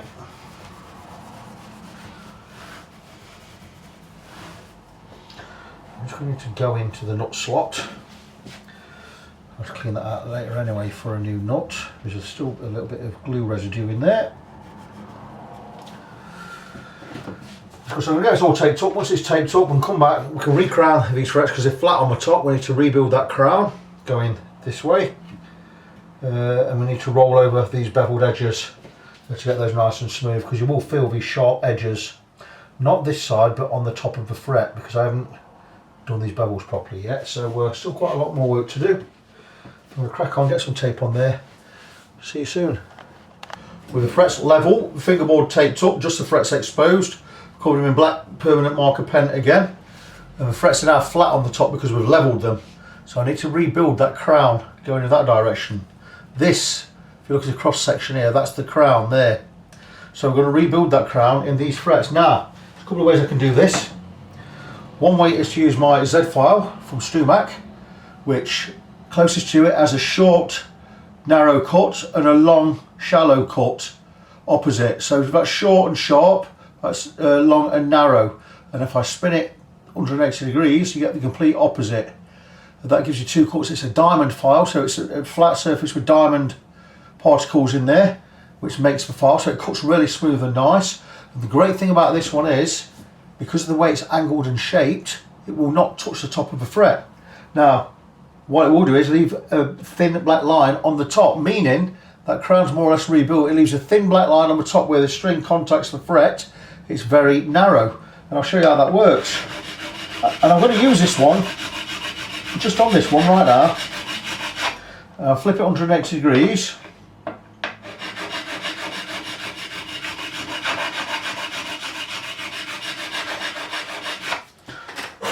And that has left a thin black line down the centre of that fret, but it doesn't give a perfect round one because these are both flat surfaces.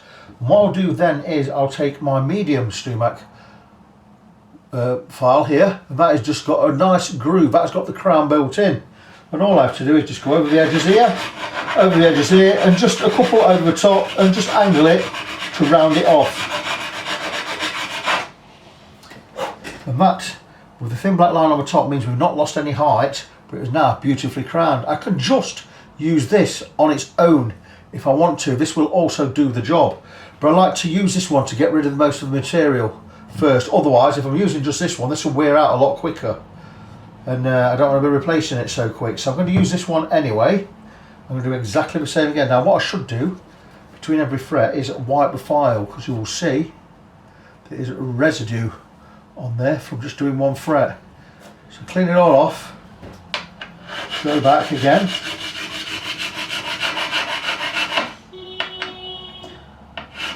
nice even strokes. This is my favourite file, the one I've got in my hand, the Z file.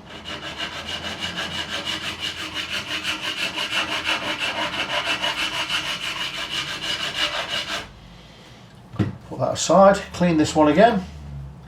I'll make it a habit to clean it before every fret, not after every fret. Which side of this am I using? This side.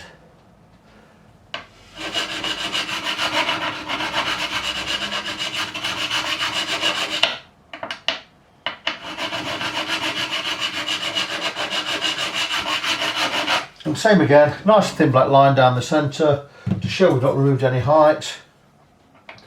The frets are still level. That's those done. These aren't quite done yet. I still need to do a little bit more work. I've got the bevels done, both sides. So bevel that way, bevel that way. Now I've got the crown done going along the length, and what we need to do now is we need to just roll over these bevels because they're still a little bit sharp. And for that, again, another Stumac file. That's a beveled fret end file, or a fret end file, and this has one cut inside there. This side is smooth, it's a safe edge, as is this a safe edge. And all I need to do with this is just roll over nice and gentle, and because I've got those safe edges, it's not going to cut into the tape, it's not going to cut into the fingerboard, and we're just rolling these edges over to just take away any sharpness that's left there. And we'll just go over the top. Take your time. We're not removing lots of, but those now are really smooth. I'm going to sand over these edges later on anyway, in that direction and opposite this side. But I'm going to go and get all of these crowned first. So it's going to take me a while. So I'm going to crack on. Final stretch on this Schecter. I've just gone across the frets with some 400 grit, just remove the deeper scratches.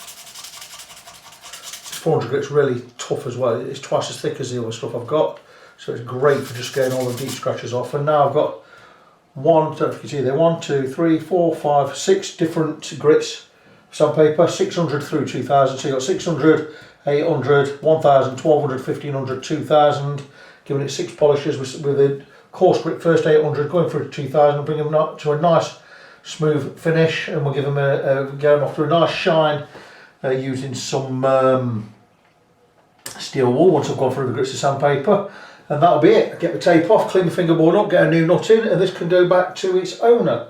So you've already seen me do this a million times, polishing, so I'm not going to show that, I'm just showing that I'm ready for polishing. I'm going to get the polishing done. I'm probably going to do it first thing in the morning because I'm really tired today. It's like 6 PM, I've been up since 5 and I'm really tired today, so I'm going to do this. I might do a bit tonight, probably going to do more of it, probably finish it off in the morning, and when you come back this will be ready for the new nut going on. So polishing the frets on the Schecter. I don't even know where I finished off filming last time, so I probably mentioned all this before, but I've already been over with 400 grit to take the deeper scratches off. I've probably even done more polishing than I realise, but I'm going to, because I don't remember how much I did on this, I'm going to polish everything again, if indeed it is again. So 6 different grits of sandpaper, and the grits, we've already done 400, we've probably done more. We're going to go with 600, 800, 1000, 1200, 1500, 2000. There's plenty on here. Now I normally start at this end, but just for the camera I'm going to start here. And it's just a matter of And notice I'm wearing a glove and adapted glove. I always cut these two fingers out because I'm not using those two fingers. And these are the two fingers I polish with. And I just take a bit and we're just going to go straight over with the 600 grit. And I can see it working already. And this is just going to, polishing does two things. One, it removes scratches, and two, it starts bringing them to a shine. Now they'll still be pretty dull when I finish with these 6 grits, but when I finish off with the finest grade steel wool, they will shine like diamonds. And they'll be scratch free and beautiful. So I'm going to crack on. This is going to take me quite a long time. Like I said, I've got to go through 6 grits, then I'll bring you back in when I'm about to go over with the steel wool, which brings them all to a shine. It's going to take me an hour or two. And so I'm going to crack on. It's really warm in here. I'm going to get a fan, put a fan on, I'm going to stick some music on. And I'm going to get this done. See you guys in a while.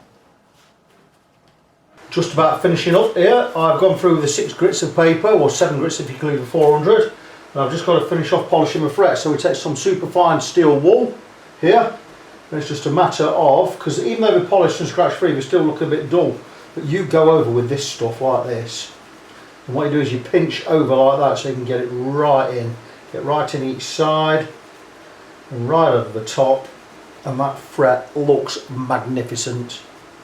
So that's it. I've got these. We'll crack on, get all these done, and that will be the frets finished. I won't be filming anymore tonight because it's almost 7:30 in the evening, and that's the time for my wife and I to go and relax, watch something on TV for an hour, as we do every night together. And that's it. So I'm going to crack on. Next time you see this, these frets will be done and the guitar will be just about ready to go. So I just want to show you how the frets are now. There's not a lot more I can do on this, but that is it. That's the frets all polished up and the fingerboard all oiled and everything. And they are in and they look beautiful. So that's a refret done. All I can do with this now is cut a new nut, which I'm going to do. He's not sending me the scratch plate or the pickups or anything. So what I'm going to do is I'm going to put the tremolo back in, put a new nut on, get all the new nut cut, put some strings on. I'm going to string it up as it is just to get the nut cut properly. Then it's going back to its owner. And he'll put the electrics and the scratch plate back in. So that's it. I'm pretty much, apart from a nut, I'm pretty much done. So tomorrow when I get back on this job, we're going to cut a nut, we're going to glue it in, and we're going to stick some strings on it with a bridge and get it set up best we can without the electrics, and that will be it. So back tomorrow. So back with the Schecter. Frets are all done, frets are all polished. Just need to cut and fit a nut. Now I've already sanded a nut to fit, and I've filed the edges to fit, so it's just the right width. And what I'm going to do with this is, because the nut slot is really, someone has sawed this nut down the middle and cut into the guitar, so what I'm going to do is I'm going to fill this with epoxy and glue this in and clamp it in place overnight and just let that sit, and we'll do all the main shaping of the nut once this is glued in. So what I'm going to do now is I'm going to get some epoxy mixed up, get this sat in the slot like so, and then we'll come back and shape it all another day, most likely tomorrow. And that's going to fit nice, and it's nice and snug. It's a little bit loose, but the say Aerodite epoxy, we'll call it epoxy because it's what it is. It's not Aerodite anyway, not a brand I've got. And we'll shape this nut tomorrow or the day after, depending on how things go. So I just wanted to show that, and once that's done, we can get it set up and get it out of the door. Okay, for our friends, we will be rough shaping the nut on this Schecter. Just grab this out of the way. I think this file may be alright, but I don't know. That's not going to cut anything. I do have a diamond file here. Again, that's not going to cut anything. So we have a bone nut. I do have a file I normally use for rough cutting. Now that one's not going to work. Just bear with me a second. See what I've got knocking about. That's my super smooth one. Okay, don't particularly have anything knocking about that I should be using. So I'm going to go into my toolbox and see what I've got knocking about. So bear with me a little. Proper toolbox. Let's get some proper tools out here. heavy duty gear. I've got a couple of heavy duty files here. Let me go with this one. And this table is nowhere near as sturdy as it used to be in the other workshop, so I'm going to have to try and hold it steady.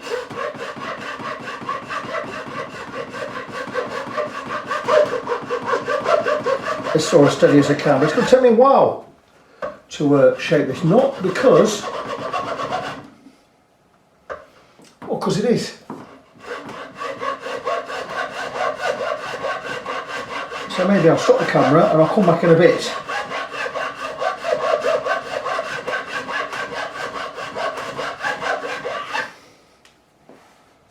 Ah, it's not taking that long. I'm a little bit close with the guitar, a little bit close to the edge there, so what I'm going to do is I'm going to turn that around. I'm just going to pull the guitar over a little bit more. There you go.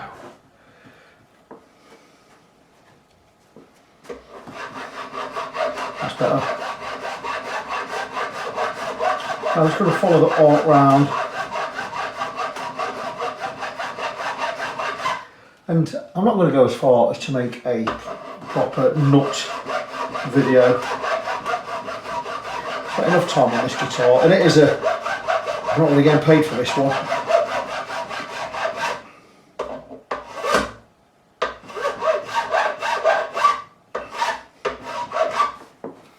What I could do is I could take a pencil and mark how much of this I need to remove off this nut. So that's exactly what I think I will do. Take a pencil or a pen. I've got any pens knocking about. Don't appear to have a pencil knocking about. I should have one somewhere. Tumty tumty tum. Right, don't appear to have one. Let me go with I've got some marker pens knocking about somewhere. Again, let me go with something non-permanent, because that way I can rub it off. So what I've got a marker pen. I'm just going to follow the radius. Okay, that's absolutely no good at all. That's better there. Do have a thin line at the top. Don't want to remove too much of this.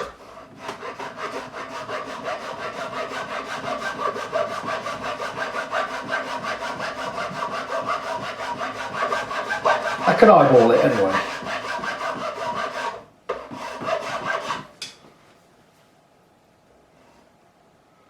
Yeah, way too high that is.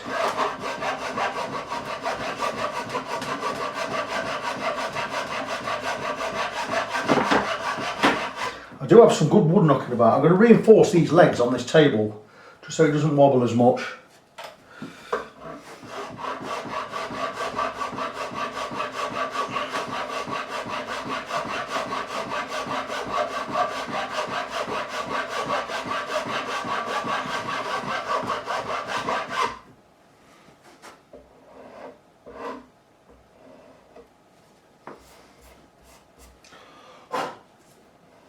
Oh, we're certainly getting to where we need to be now.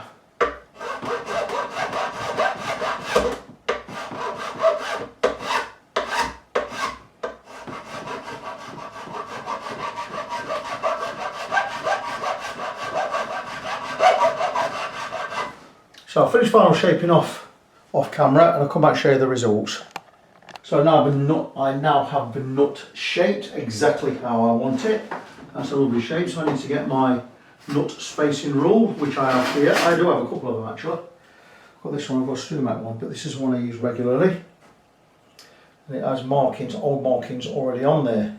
So this will space the nut slots exactly how I want them, so I'll need to get the first and the sixth and just check the width. And I'll be on these two black markers. That might be a little bit too much for this one, so I'm going to check the two blue. The two blue ones seem to be the ones I'm going to use this time round. So I'll mark off each one with the spacing rule. Make sure I get the right way around. I'm doing it the wrong way around for you guys. We've got two blue marks here and here. It's about 36mm. And what it does, it gets the thicker at this end, more space at this end, less at this end. So we graduate back. And these two blue ones will be just about perfect. I can just go back one and have a look there. Again, could possibly go with those. In fact, I think I might do. Let me just grab another pen. Something a little bit more permanent just for today. And I think I'm going to go, let me check again. Sorry guys, you're going to see my back.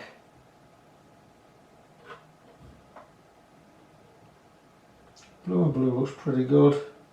Probably a little bit wider than that.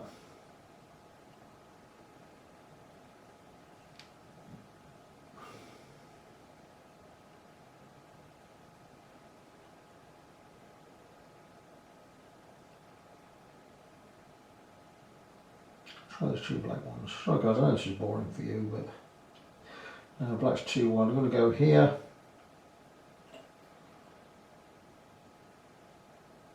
And here. So I'm going to do these 2 marks, long black one there, long black one there. Just going to give me the perfect spacing for the strings. That's where I'm going to cut. So I'm going to get my old file, so I'm going to cut each notch with a file. I'm going to mark it with a pen, cut each notch with a file, and I'll get the knot slots cut a little bit later. You guys aren't really going to see from the angle you're at, but here's my old Hosco knot slot files. I don't use the cutting slots anymore because I cut a V shape rather than a circle, but I'm going to use the 0.10, and I've marked off on the top of a nut. You're not see it from where you are, but I've marked off on the top of a nut the lines corresponding to these where I've cut the nut slots on this gauge here. And what I'm going to do is I'm going to cut a notch with the 10 just so I can start the string guide or string notch off.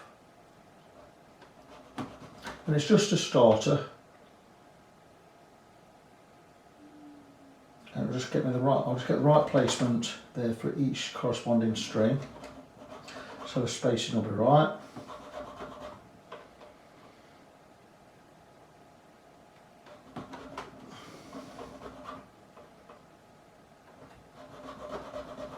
And that is each one started off. We've got a little slot, a little groove on the top of a nut there, and now I can cut each nut slot in the correct place.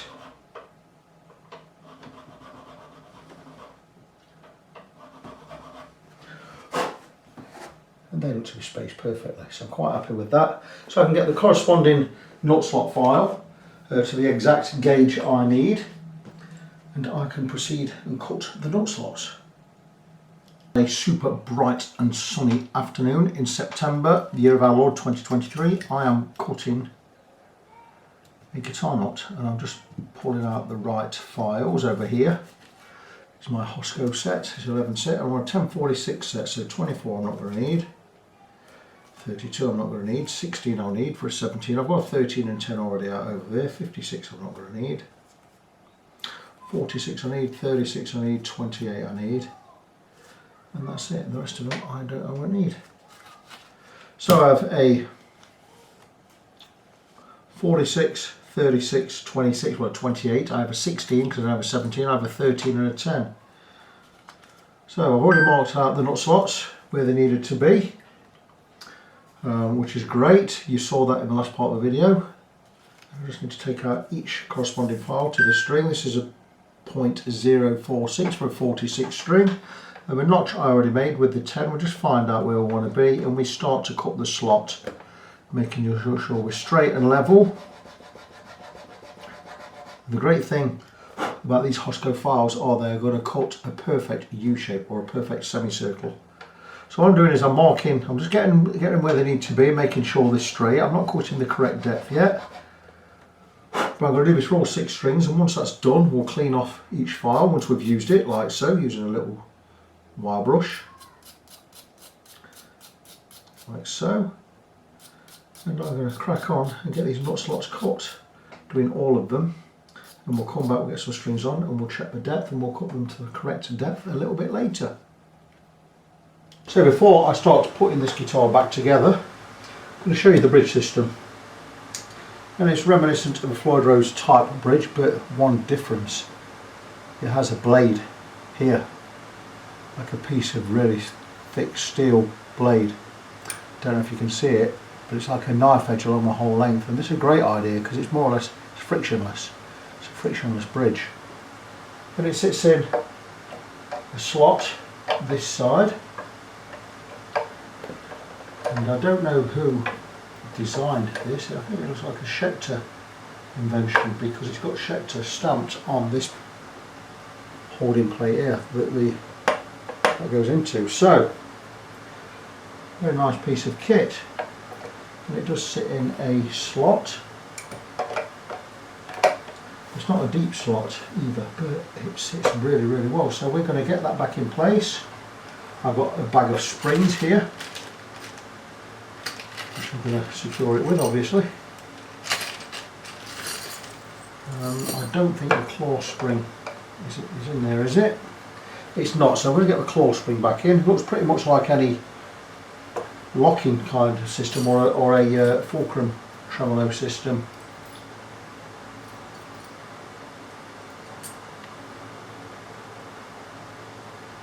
So I'm just going to reaffix this or reattach this.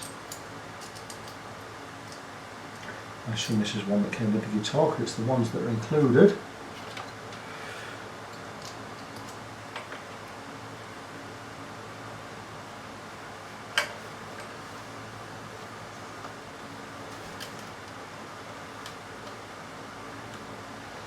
I'm not convinced this is a right claw because it goes in, well, it's going at an angle. Both of the screws are going around. Oh, maybe it did go work like this. So everything seems to fit pretty much right.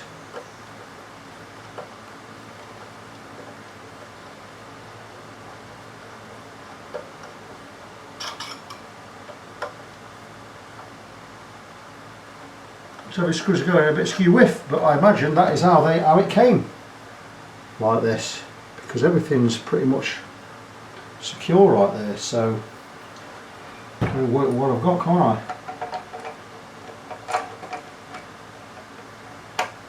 There you go, that's in there. Flick it over. And we shall attach a spring. Now I like my springs to be straight. Something to pull that in with. I like to go with a small flathead screwdriver. Stretch it over like so, and the other two I will put in straight. It's just my preferred method. You see some people do them in a V shape. I've never trusted that system myself, so I tend to go straight.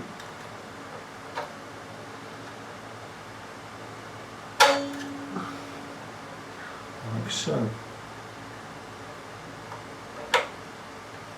Expecting my phone to go off any second because my wife's gone shopping and I know she's going to want to lift back. But anyway, there you go. So that is the way I prefer to spring up my tremolos. It's the way I've always done it. So we're now ready to put some strings on the guitar, which can be good news for the owner. We'll do that in a minute. So I'm going to grab myself a set of 1046s, some Dioderios, and we'll get this strung up. And then we'll bring you back in for that. I thought I'd finished this guitar, but when I came to setting the bridge, putting the strings on, the bridge was leaning forwards, and it's probably from the pressure of the strings, so I didn't think that was right. So what I decided to do was have a look under the holding plate, which is this gubbins here, and I'd look underneath, and the holes, the drilled holes, were leaning were too big, and this was leaning forwards, and so I decided it wasn't good enough. So I plugged the holes with some dowel, glued and what have you, let it dry, and I've just re-drilled the holes, and I'm hoping that these screws are now going to be a lot better, going to be a lot tighter, and we're going to hold much better now. I don't think I've drilled the holes wide enough as yet, so I'm just going to change the drill bit for a 2.5mm. That was a 2mm one. I'm going to go 2.5mm, I'm going to drill just a little bit wider for the screws. The screws are 3mm. I don't want to drill at a 3mm hole because I want it to bite properly. I'm just going to swap drill bit. I probably don't need to go that deep, so I'm going to go not so deep. I think I'm going to go kind of down to this depth.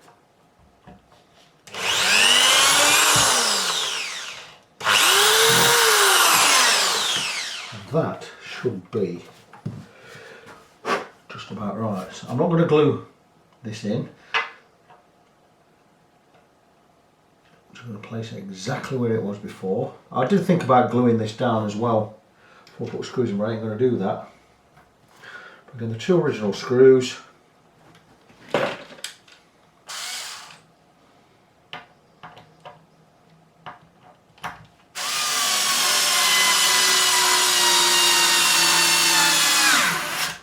And they are in a lot tighter.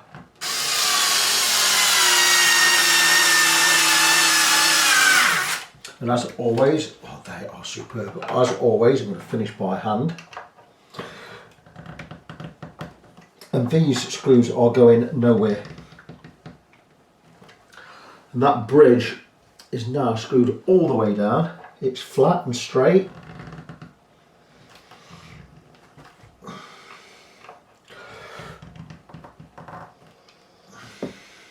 Have a look. And there you go, and that is definitely not leaning forwards anymore. Let me just show you where we are with that.